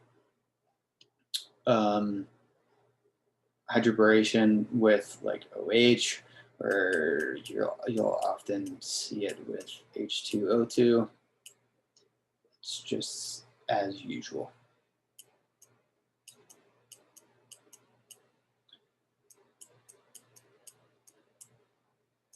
But if you were to do it and follow it up with something like acetic acid,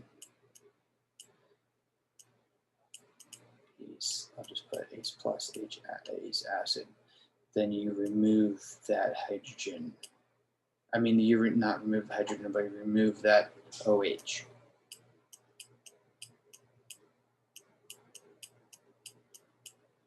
And it's just as if you didn't add it.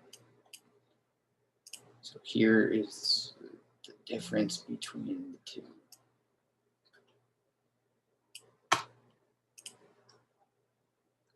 All right.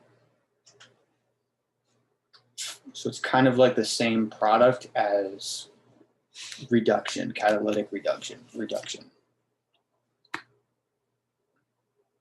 All right, so if you see hydroboration and you follow it up with an acid like that, then then it's this. All right, you remove that OH.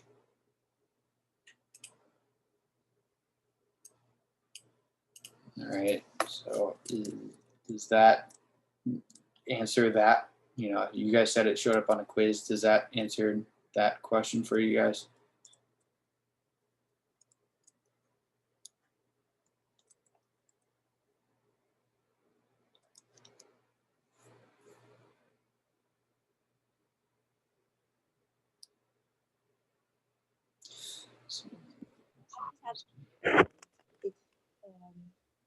The peroxide, if we don't have the acetic acid, the peroxide is going to come in and replace the BH with the OH.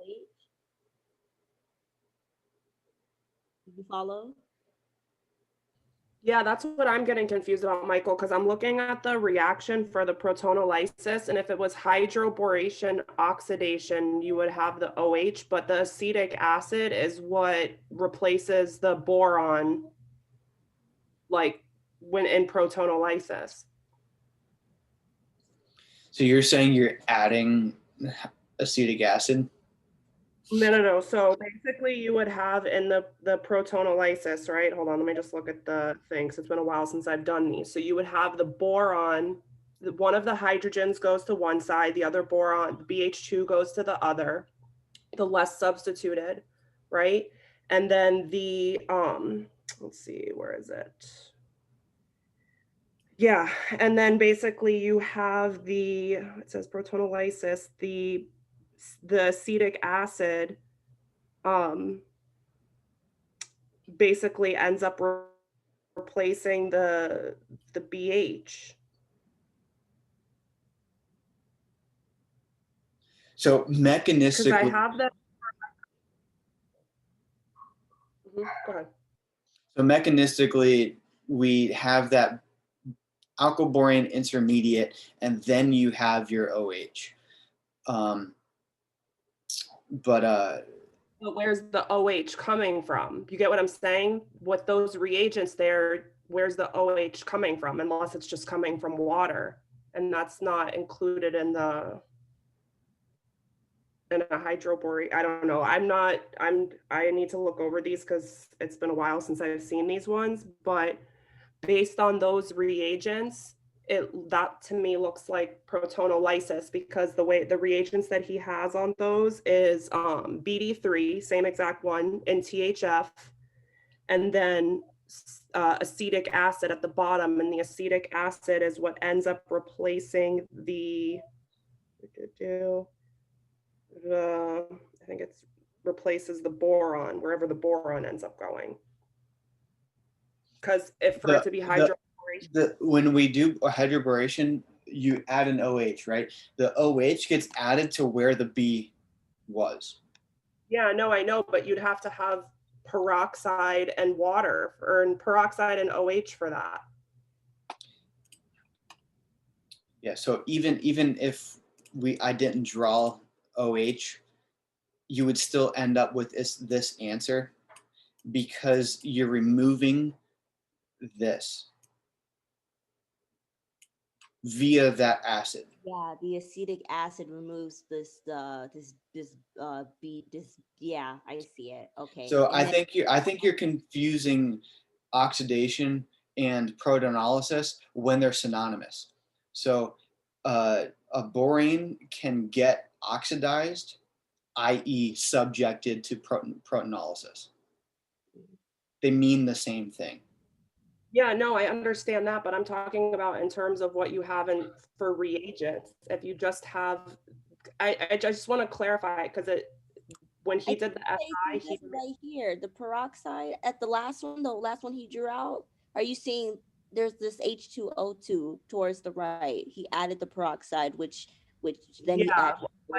It's just basically the reagents that you had in the hydroboration reaction was the BD3 THF and then peroxide with OH.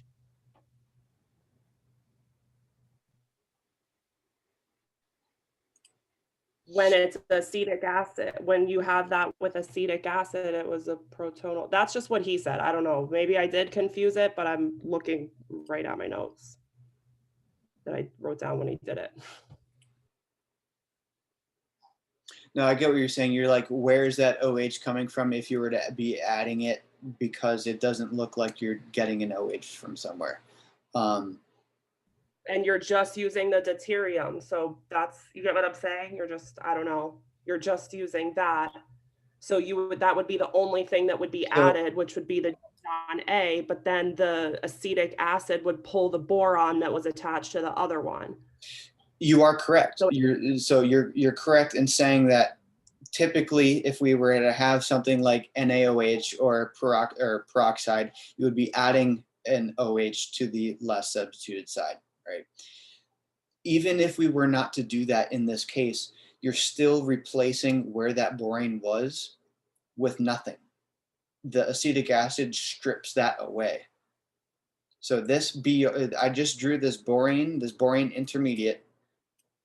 So just to satisfy not adding an OH, I'm not adding an OH because just hypothetically we're not, all right?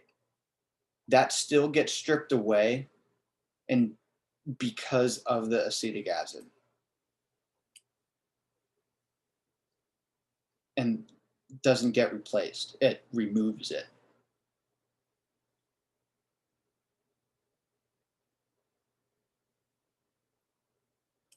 Yeah, no, I get the mechanism. I'm wondering, are they just, since this is just technically hydroboration without the oxidation in this case, I'm wondering if are those names interchangeable, and maybe that's just where I'm getting confused. Do you see what I'm saying? Because he has something on his SI. He has hydroboration oxidation as one type of reactant or reaction. And then he has one that's called protonolysis. So the one that he has under protonolysis looks just like this. So essentially it's the hydroboration without the oxidation. So I'm wondering if just those names are maybe interchangeable, like if it's technically the same thing. Do you get what I'm saying? Does that make sense? Yeah, I get what you're saying. Yeah, I don't understand why he would split the two up.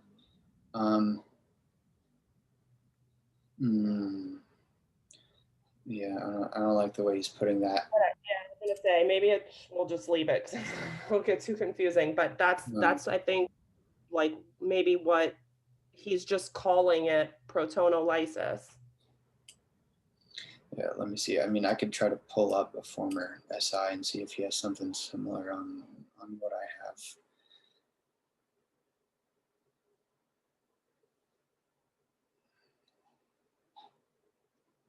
Yeah, I mean, even when I took this course, he didn't ever split that up. Are you on your computer? Yeah. Or are those notes written? Yes. And I can try to pull them up while we're doing that. Hang on a second. So, all right. So if you have an OH group in solution somewhere in which peroxide does and NaOH does, you're gonna be adding an OH in some way, shape, or form because you have that intermediate and it's gonna get replaced. It's just that the acid oxidates it. it removes it, and yeah, I mean that's the Gen Chem, and THF is just it's merely just a solvent. It doesn't really do anything.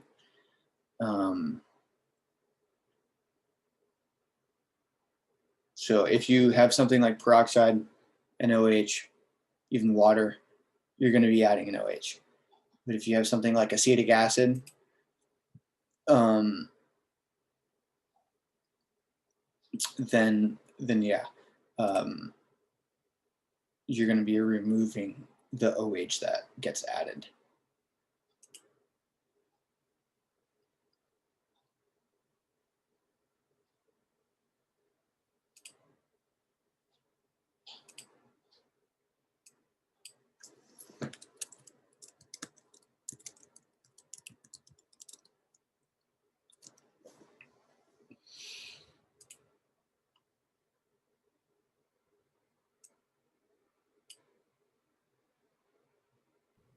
Can I share my screen really quick? Or do you want me not to? Go ahead. All right.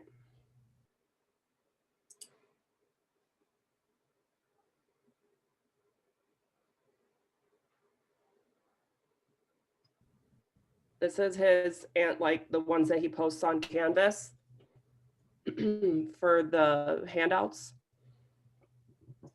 So see how this has the like BT3, BD3, and THF with the acetic acid.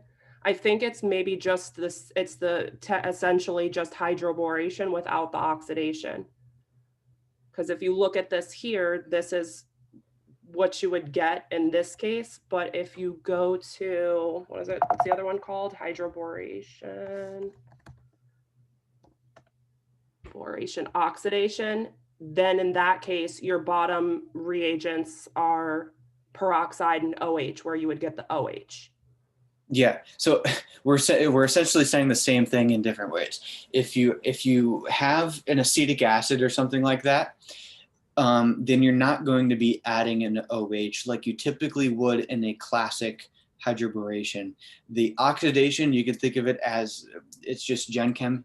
In oxidation, you have an added amount of oxygens, in which that's what you do, right? If you have a typical hydroboration, you're adding an OH, right? You're oxidizing that molecule, right? But if you don't have that occurring, then it's whatever you want to call it without oxidation. You don't add that OH, or in this case, you'd strip it away, as if you didn't add it. Okay, I just wanted to make sure that I wasn't confused. That's all, because it was just slightly confusing me for a second. Yeah, no, you're good. I think it was just a verbiage thing.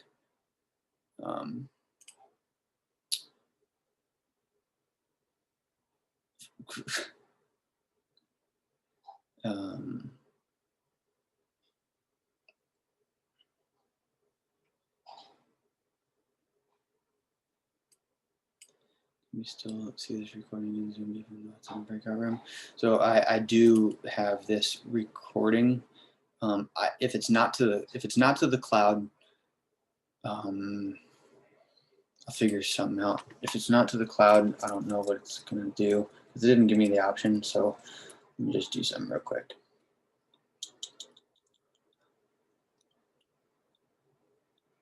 Let me go ahead and just.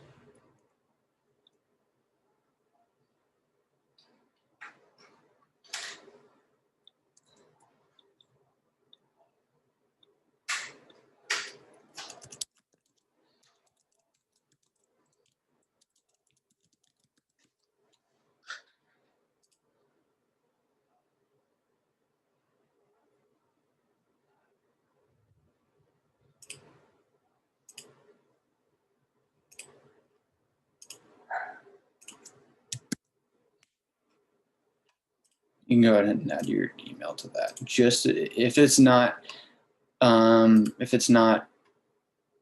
to be to the cloud, and it's just to the computer, then I can share with you guys the recording after it gets it. So go ahead, I just dropped the link in the chat. You can put your email down just in case. All right, and I'll provide you guys with whatever.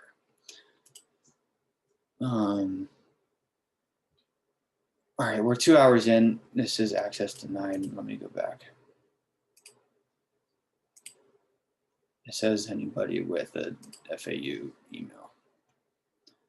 But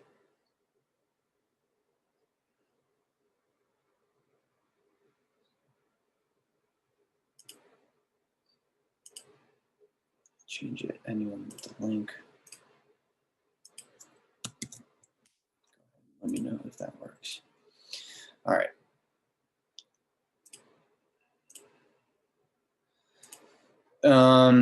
We're 2 hours in. Does anybody want to go to chapter 7? You guys seem fairly solid compared to when we first started chapter 8.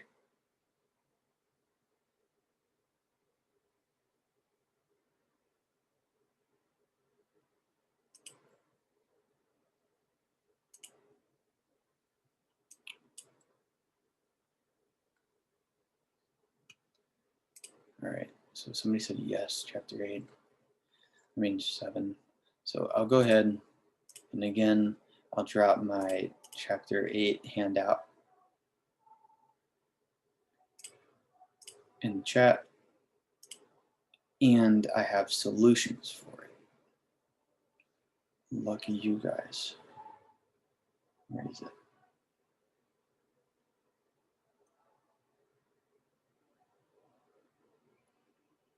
Well, actually, I even have more practice. So here's some quiz questions you've probably seen. Here's the solutions for those.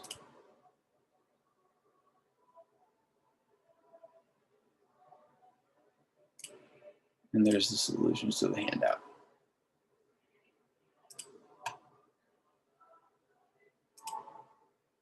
My God, them in that fucking show. All right, chapter 7.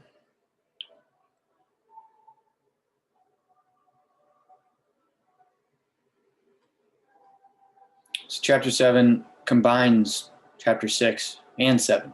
If you guys didn't notice, hate to break it to you. So to put the email in, yeah. Go ahead and just put your email in that. It's just in case I don't get, just in case I don't get a cloud recording, a link, I'll send you guys the video. But if I do, it's view only. Fuck. Well, I did update it. So there's a ton of people I see on the link.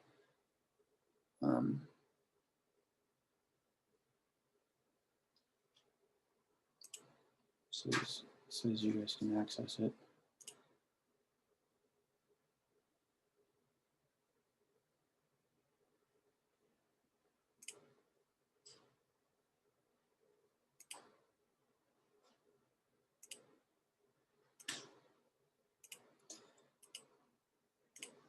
All right, try that on for size. Anyway, so let's get going. And if it is to the cloud and I do get, and I am able to, I'll just put the whole fucking thing on my YouTube, and that way you guys won't have to, and you guys won't have to get an email from me. No, I don't care. I don't care. Plus, there's like no way I'm going to be able to email a 3-hour video. So hopefully I'll get a recording. I'll put it on my YouTube. You guys have all my links. So chapter 7. Anyways.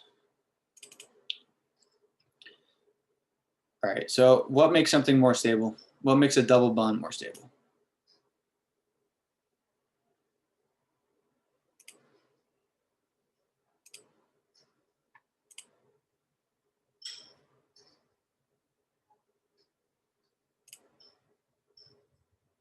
Yep. The more substituted. All right. The more substituted and trans. All right. So if you have two di-substituted, one system with trans, the trans is going to win. All right. Sometimes, what do we call trans as well? What are the two letters?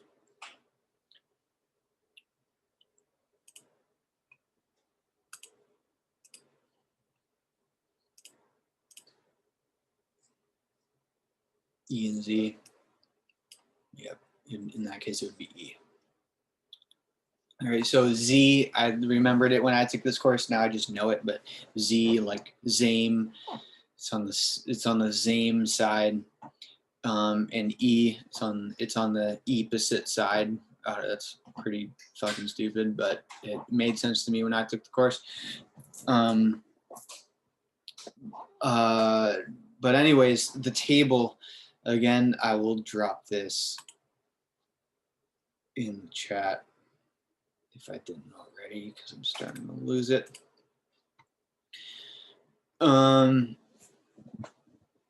So yeah, this table is your saving grace along with this one. All right. So this table provides you the category that your nucleophile and base fall into. All right. So given the substrate classification, then you look at your strength or weakness, and that's how you figure out your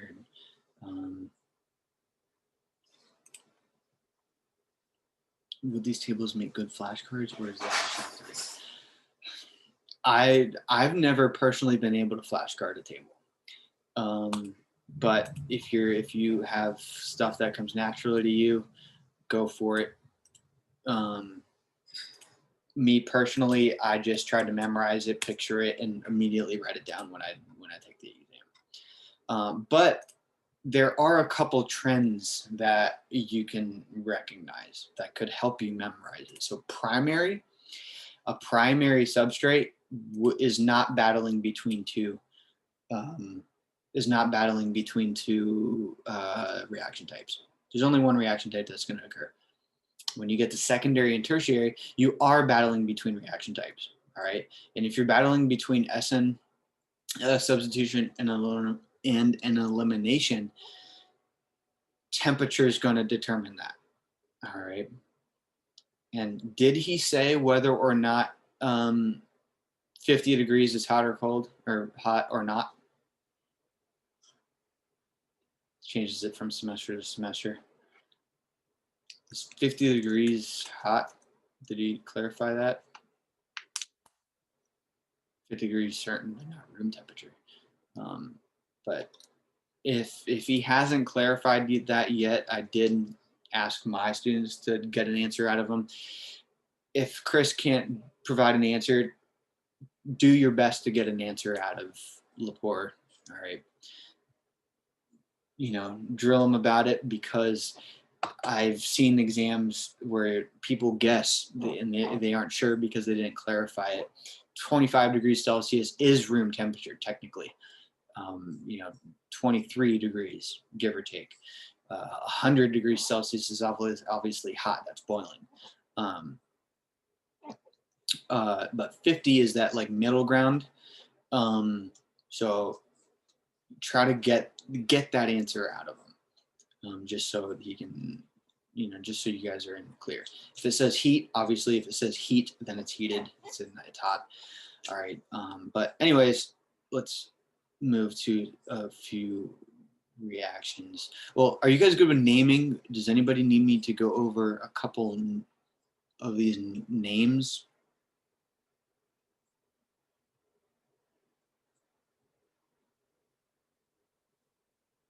All right. Are either of these good for you, Anthony? Are either of these hard enough?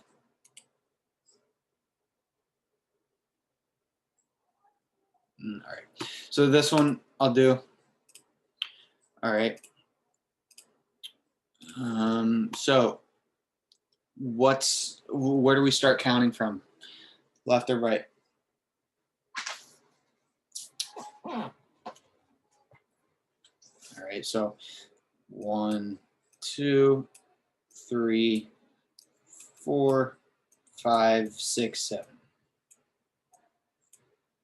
So I personally, I like to write and break things down. So we have a hept.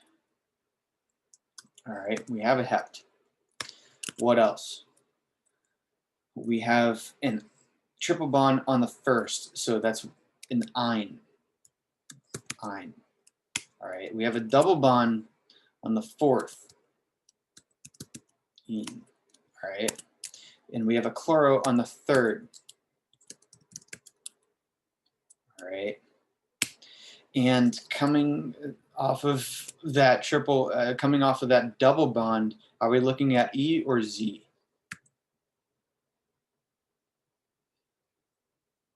Yep, Z. So that'll just be in parentheses along with 3 and the stereochemistry. Maybe I can figure that out right now. 1, 2, that'll be R. And the rest of the name. All right, so now you piece them together. Does anybody want to try to piece that together?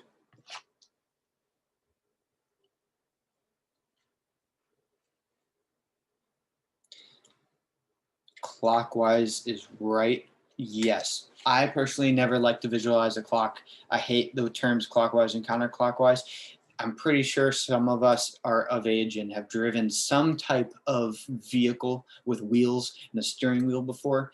If you're turning the steering wheel to the right, it's R. Cool. So if that simplifies that, great. If you're turning the steering wheel to the right, it's R.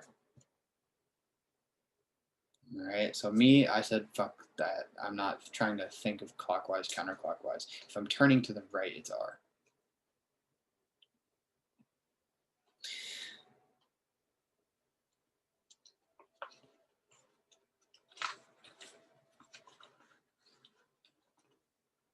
Why is it Z?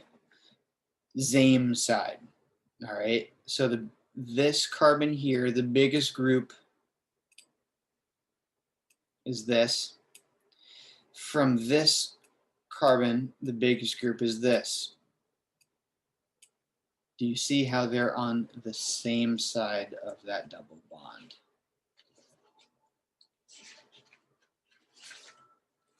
That's why it's Z. All right. Now, somebody has asked me before, how the hell do I do this with tert butyl or a triple bond? What do you guys think? A triple bond or tert butyl? Does anybody know how that compares?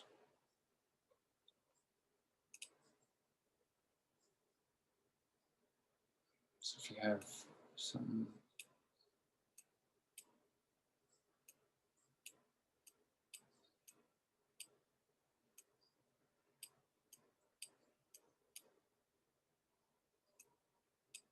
So this is pretty complicated. This was on a quiz before. Let me know in the chat if this was on a quiz. Is this molecule E or Z?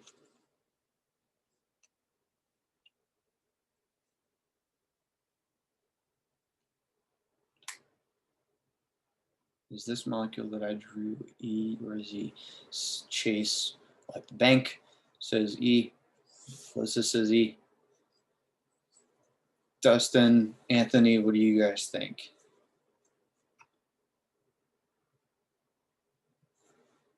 E. It would be E.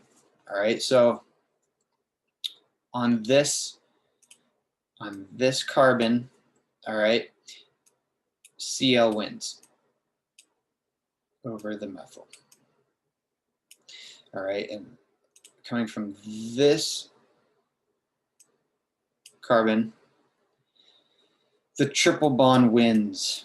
All right, the triple bond wins.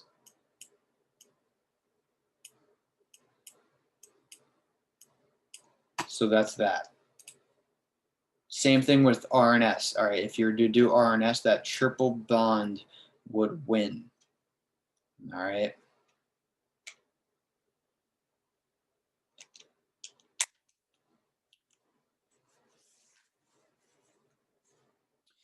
Anyways, this one right here. This one here. Primary, secondary, tertiary.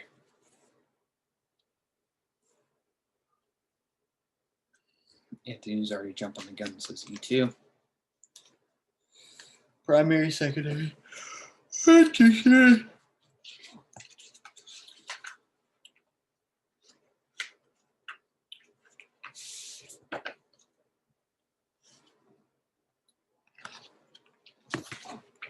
Secondary. Yep, that bromine is secondary.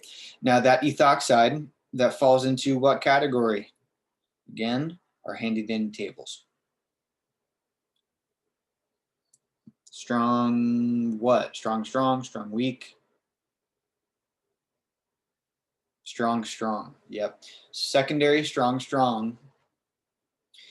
Secondary, strong, strong gives us C2.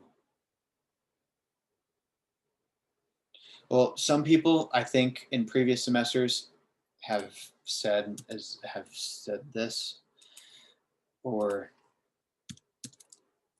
SN2. That will come down to temperature. It tells us that that it's heated, so we know for sure it's E2. All right, E2. Now E2, there's something that E2. Alyssa, ethoxide is not big. That will be a key to this. So that that BR is dashed, right? BR is dashed. This implied hydrogen's dashed. Here's a wedged and a dashed hydrogen. All right. Given that it's E2, what's the key thing that we have to look out for? What's that term? That was my chest.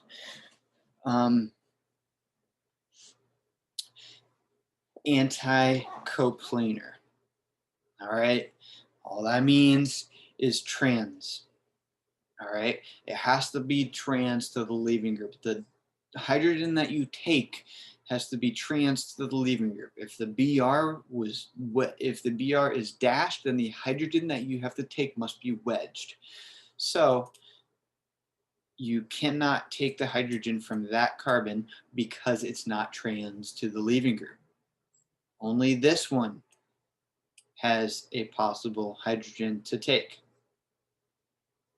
i.e., that's why we make a double bond between alpha and that beta. My power, Jake's power just went out. Yeah, I hear a storm coming. I'm all the way up in Jupiter.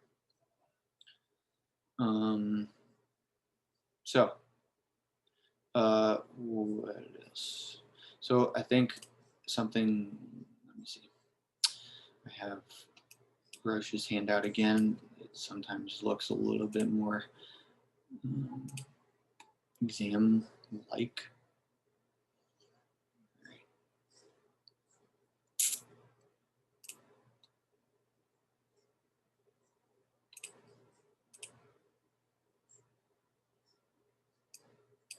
It is being recorded, actually. So these, all right. So these are chapter 7. All right. Let's look at this bottom one. All right. Let's look at this bottom. Bottom one. Oh, I need a beer. Angry Orchard all the way. Anyways, primary, secondary, tertiary.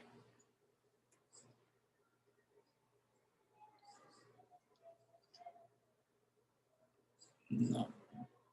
Coffee will make me stay up all night.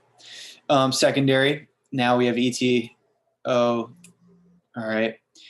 That Na is going to dissolve away and you're left with a negative charge. So we know it's strong, but what category of strong? Is it strong, weak, or weak? Is it strong, strong?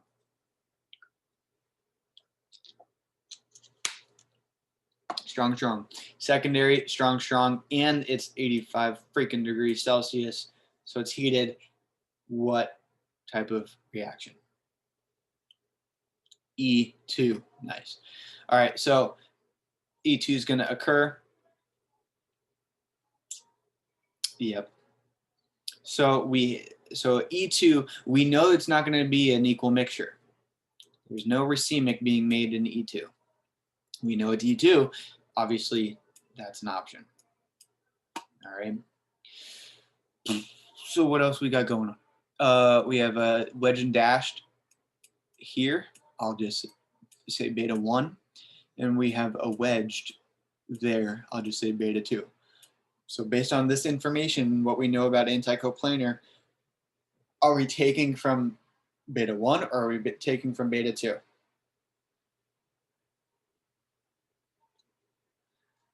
Beta 1. All right, so what's our answer?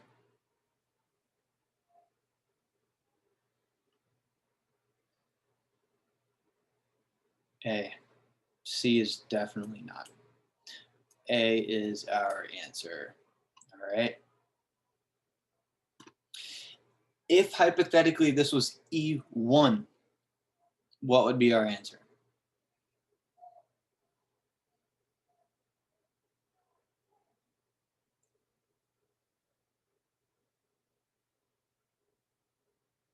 Still would not be C. It would be either A or B. Why can't it be C again? Because our alpha is not one of these carbons. So the double bond is always made between the alpha carbon, which is where the leaving group was, and the carbon that you're removing a hydrogen from.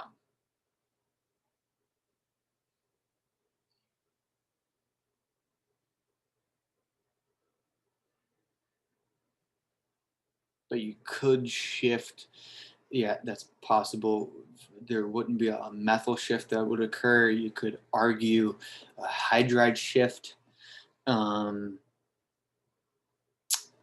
maybe this one is E1, maybe. Secondary, what's tert-butyl? What's tert-butyl? I mean, we know what tert-butyl is, but what category does that fall into?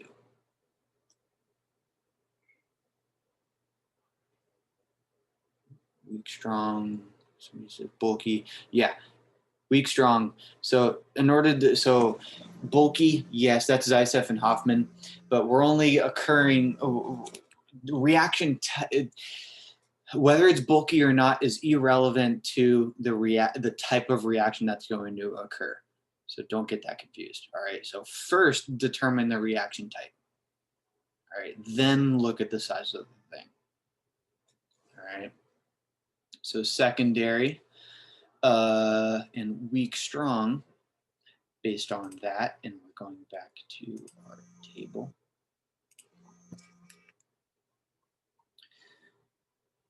Secondary, weak, strong. Secondary, weak, strong, I'm seeing E2. All right, so E2. So we have, yep, I will drop it in the chat. I will drop my handout in the chat. Are we doing beta 1 or beta 2? All right, so E2, because that leaving group is dashed, you could go to either of them. Both of these have a anti-coplanar hydrogen that you can take. Right? You guys see that? Both of these betas have a trans / anti-coplanar hydrogen that you can take. Does everybody agree on that? Oops. All right. but it's not going to be D. All right. And we did determine it to be E2.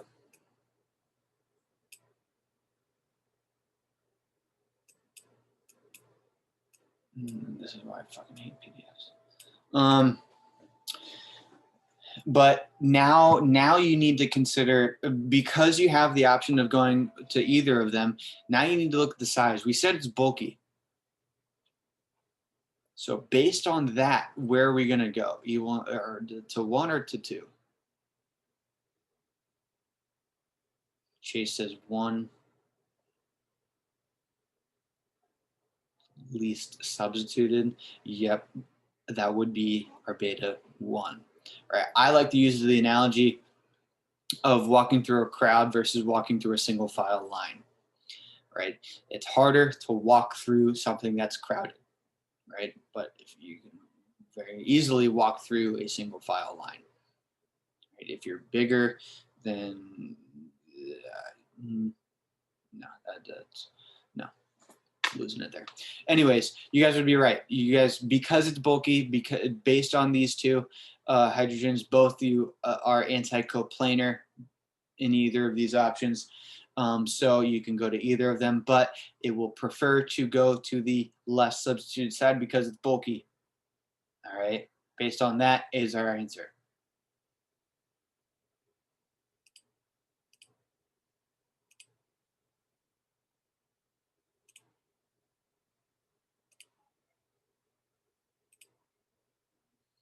Let's see. Come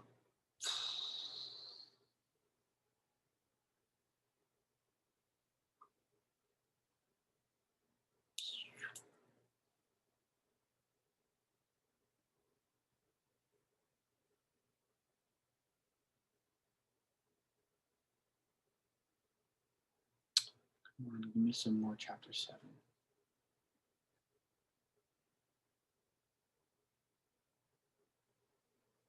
Fucker. I don't see any.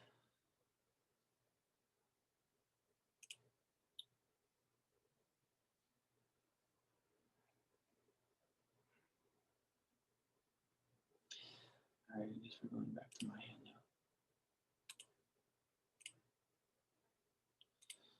Right, so lowest heat of hydrogenation, you guys have seen this on a bonding assignment. It's the most stable. Which one's the most stable?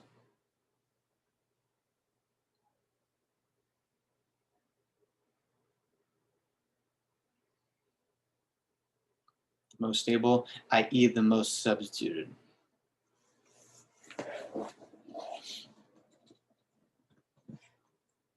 Yep, it would be 1. Nice. All right, so this one, primary, secondary, tertiary.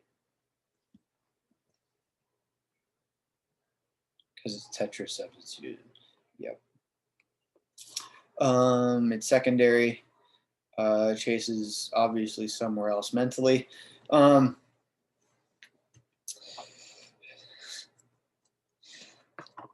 Sorry, we all have our moments. Secondary, all right, is NaOH. What category does that fall into? Someone said weak. Yeah, no, it's not weak. It's the Na is going to dissolve away. You're going to be left with a positive. You're going to be left with a negative charge. So it's certainly not weak. Yep, Chase, it's a strong base.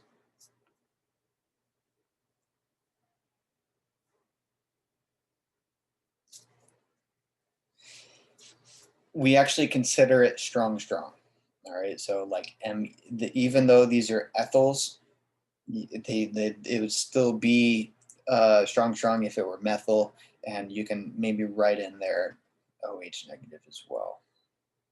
All right, so strong.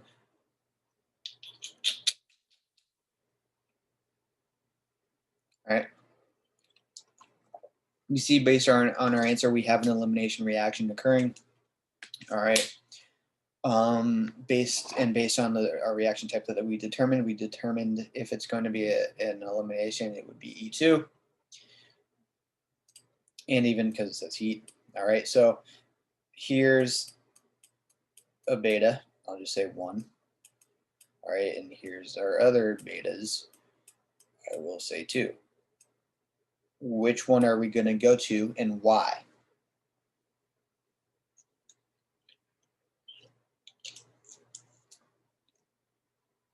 Beta 2. I beg you to look at that again. No. My bad. Again, I'm losing it. Anti-coplanar, you guys are right. Beta 1 does not have an anti-coplanar hydrogen to the leaving group. So that's where your double bond is going to be made. So what's our answer?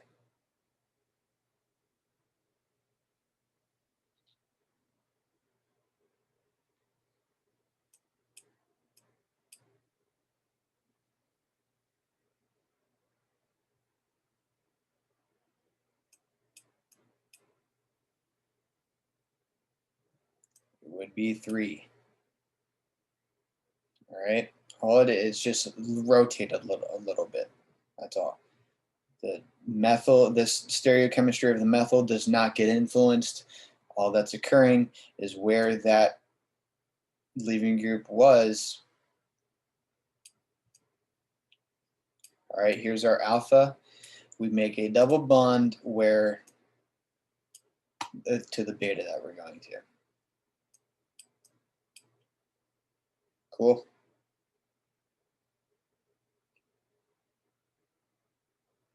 All right.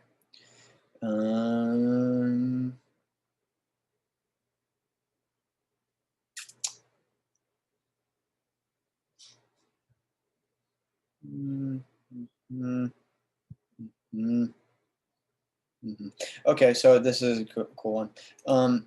This looks super complicated, but like that rule of thumb, if you have an alcohol and you have an acid, this will occur acid catalyzed dehydration, and it will be an E1 mechanism. It will always be an E1 mechanism. All right, use that rule of thumb to your advantage. If you have an alcohol and you have an acid like that, all right, H2 SO4 or H3PO4, whatever it might be like that. All right, E1. With that in mind, this gets taken away.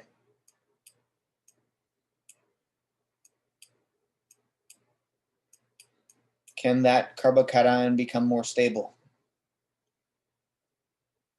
How?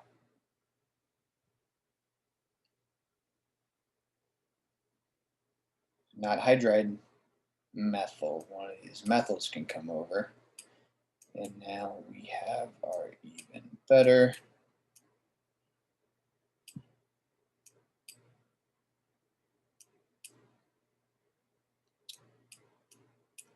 carbocation. All right, now the double bond is made. So what's our answer?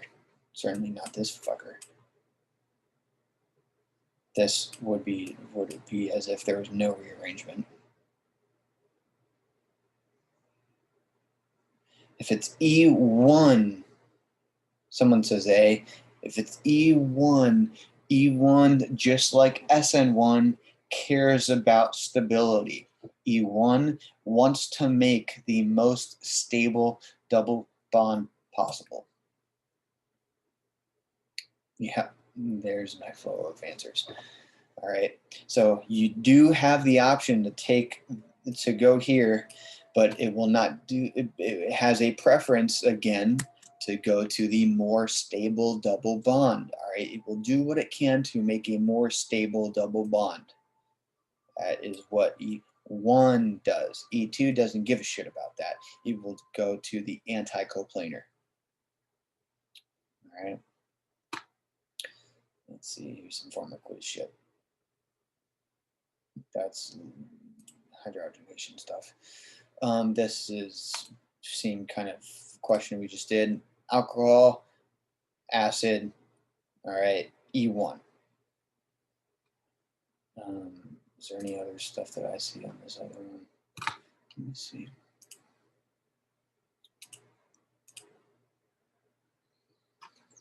All right, so let's go through this. This is actually intermediate. That's not I2 like halogenation.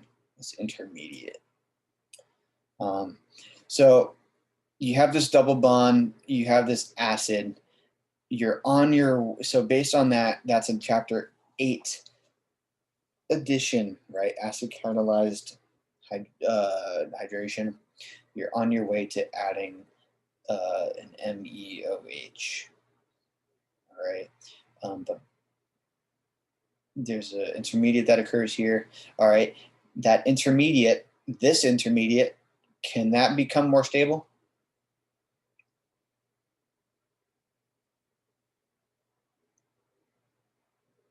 Yeah. How?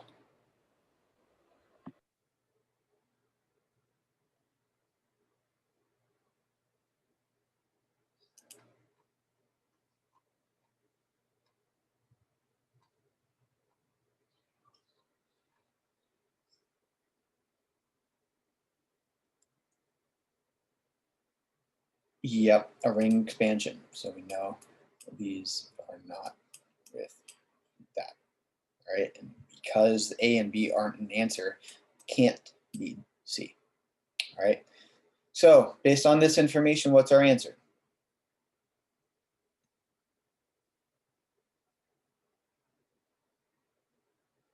Yep, E. All right. There's something you can't do with rings. I think I know what you're referring to. Let me see if I can pull something up.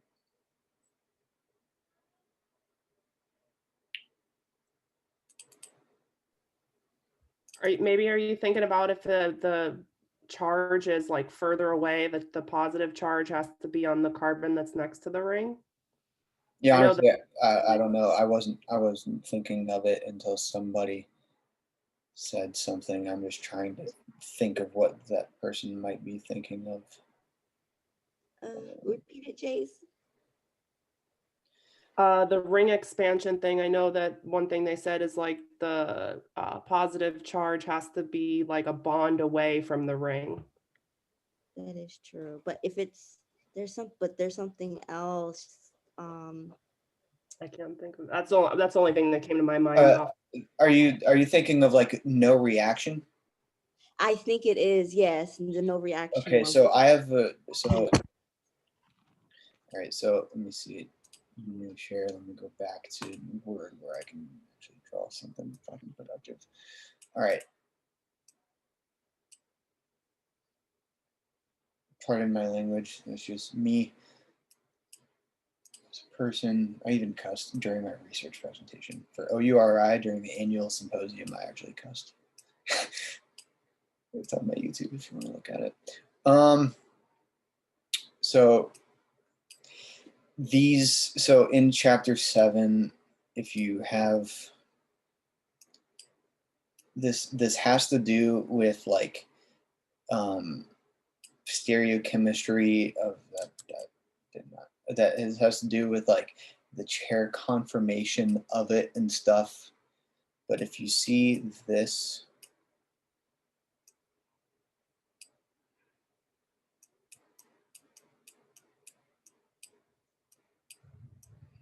all right, either that or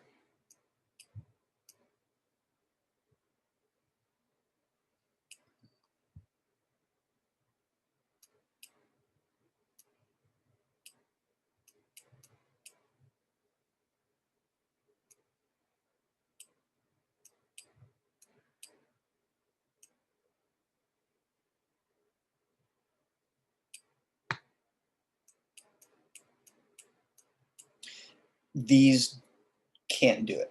These either of these is no reaction. So go ahead and take note of that. But I will also do you guys a favor and not only send you my handout, but I'll also drop in a former SI sheet.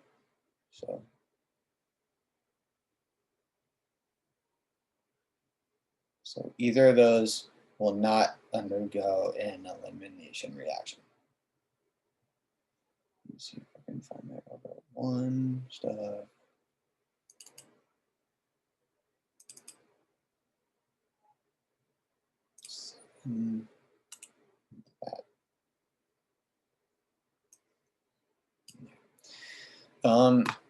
So I mean, we kind of covered everything, despite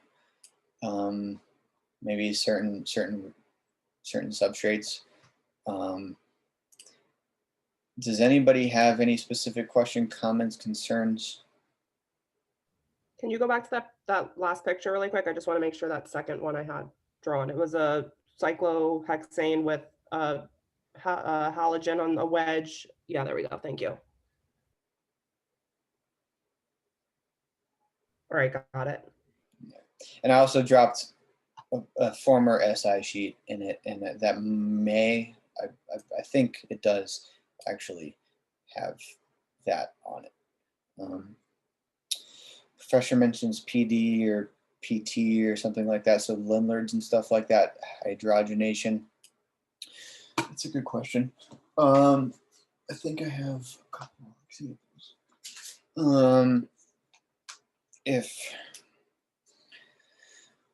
So like, let me see, a new document, something fresh.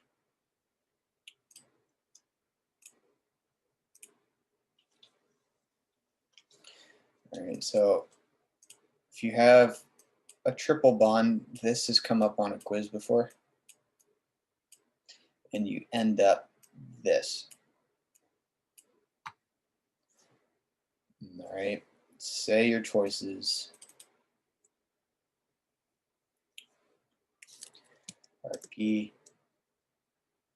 P2H2, Lindlers, A or B.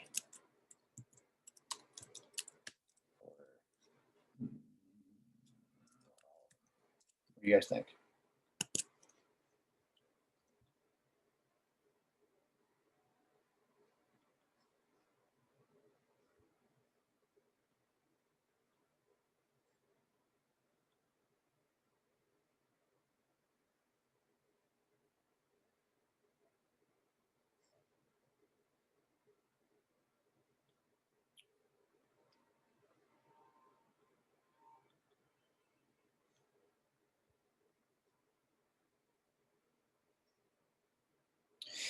So yeah,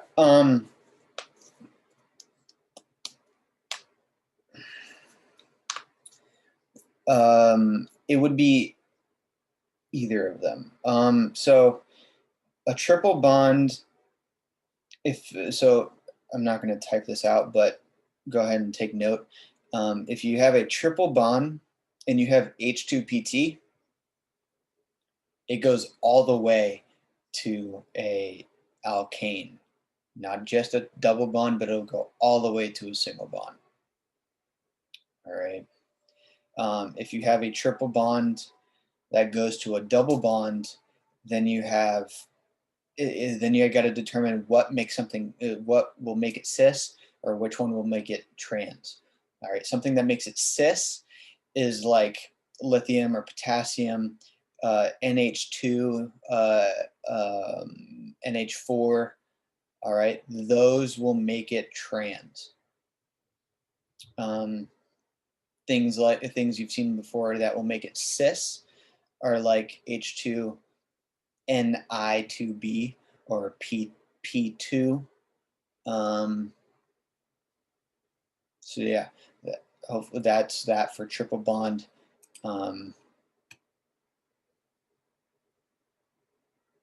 But here, I'll just drop a fucking, I'll just drop this in the chat. So this will answer all of that for you guys. So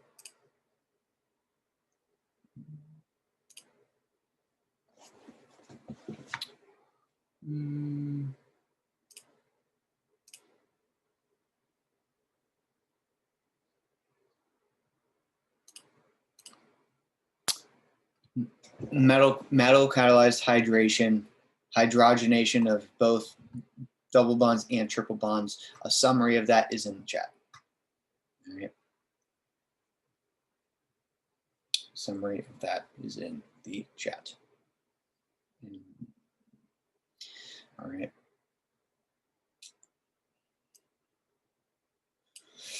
So use that. I don't suspect that to come up more than once or twice, but just in case.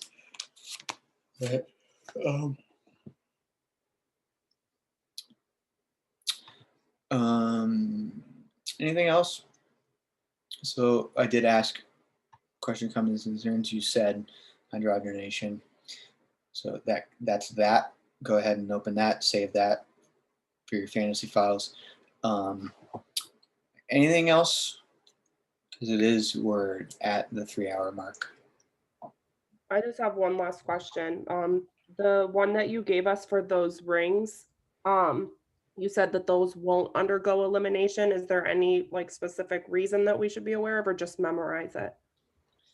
I mean, there is a reason, but not one that I consider worth.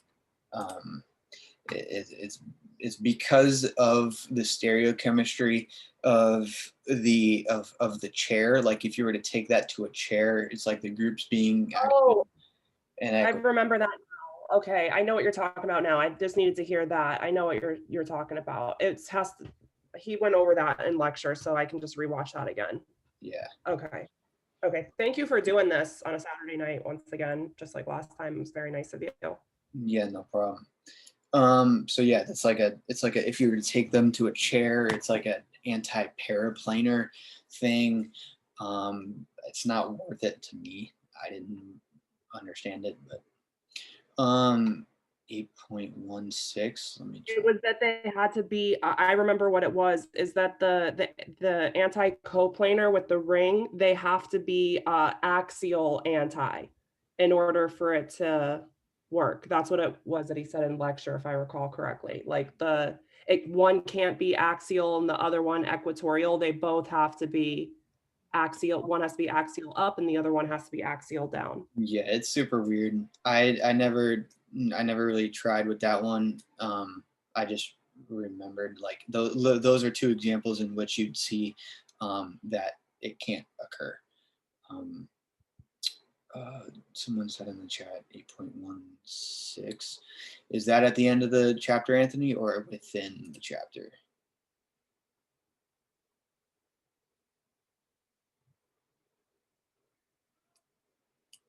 In the chapter. And how do we access this recording? Just in case it does not, well, you know, at the end of the day, I'll just say this. At the end of the day, I will, in some way, shape, or form, get this recording. And I'll put it on my YouTube. And that YouTube, and for that matter, kind of like my LinkedIn and stuff like that, that's in, you can find that through the link I just put in the chat. 8.16. Let me see if I can find it.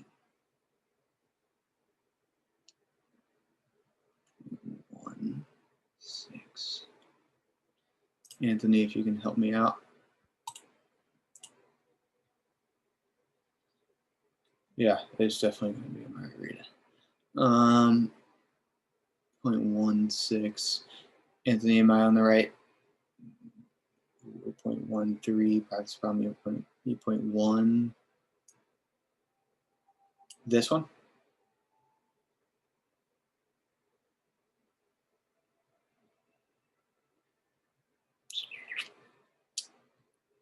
At the end of the chapter, maybe?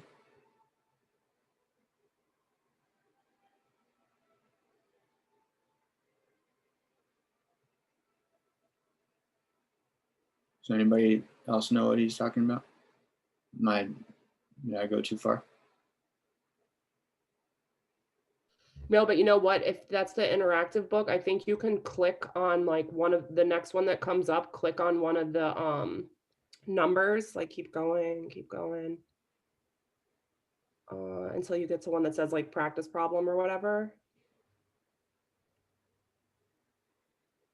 Okay, wait, okay, so click where it says 8.3, just click that, or like any of them. Okay, and then just scroll to 8.16.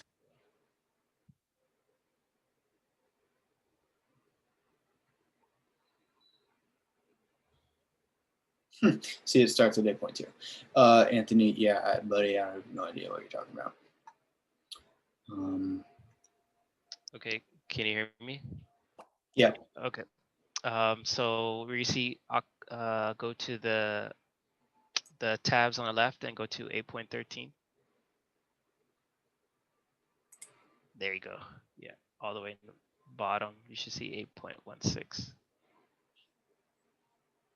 There it is. Yeah.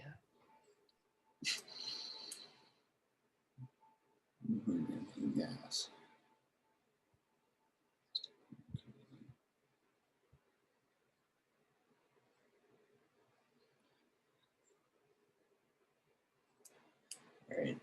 All right, I've never seen that asked on an exam, so let's see what the hell it's talking about. So ethene with Br2. All right.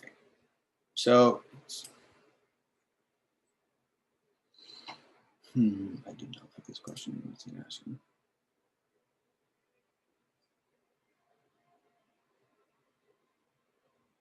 So what it's saying is all of the following can be made via this. It's just asking you to.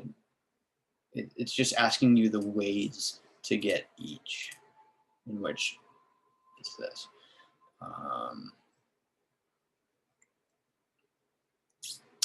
So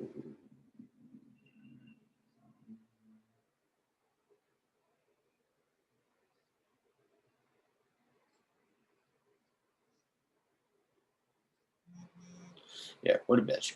I have not seen anything like that for exam. Nucleophile. Fucking nucleophile is. Bromide, methane gas. But it doesn't even tell you what the fucking structure is.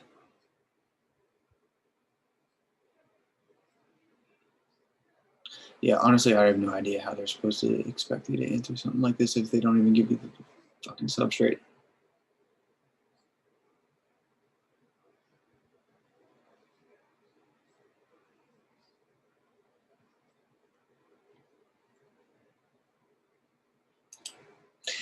Yeah, I don't know, bud. I'm gonna screenshot it, put it in the chat for you. You stumped me on that one. I mean, I think I would be able to help you out on that, but like, I don't. It doesn't provide enough information. So where's?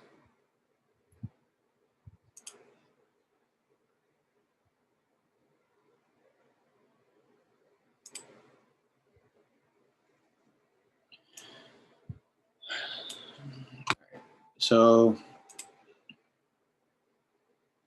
I don't know. I mean, some of these are become very redundant.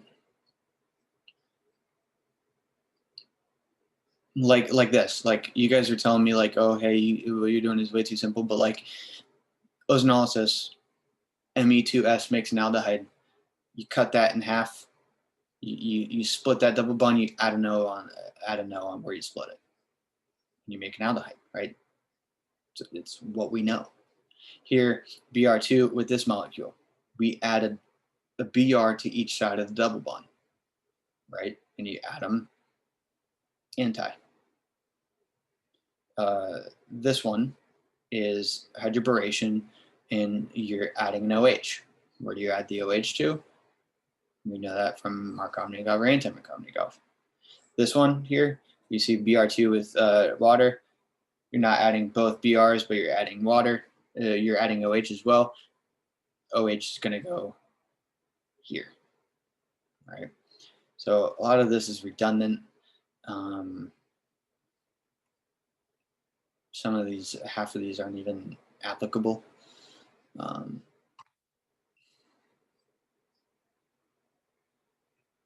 But anyways, shit. Slate. All right. Question, comments, concerns?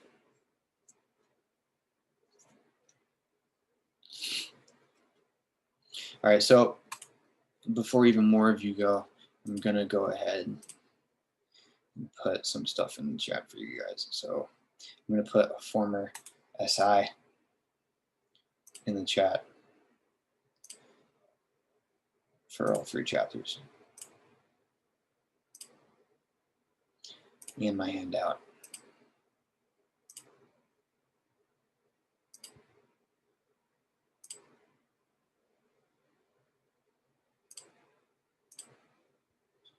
So chapter 7.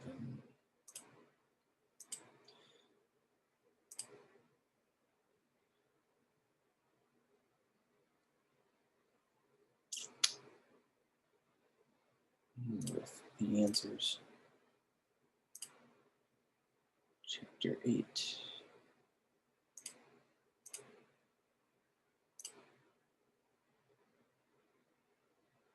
With the answers. Chapter 8, quiz questions that I found would be beneficial. And the chapter 9. And the last file that I'm putting up is a summary of chapters 7 through 9 on like 2 pages.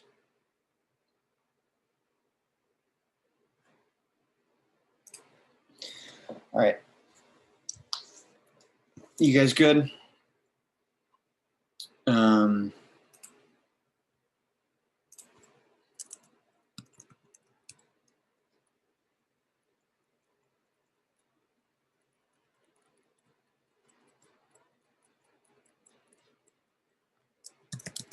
Question, comments, concerns?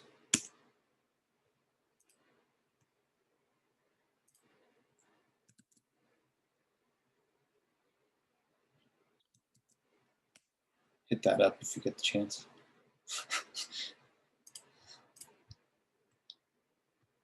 Thank you. Will do. Have a good one, guys.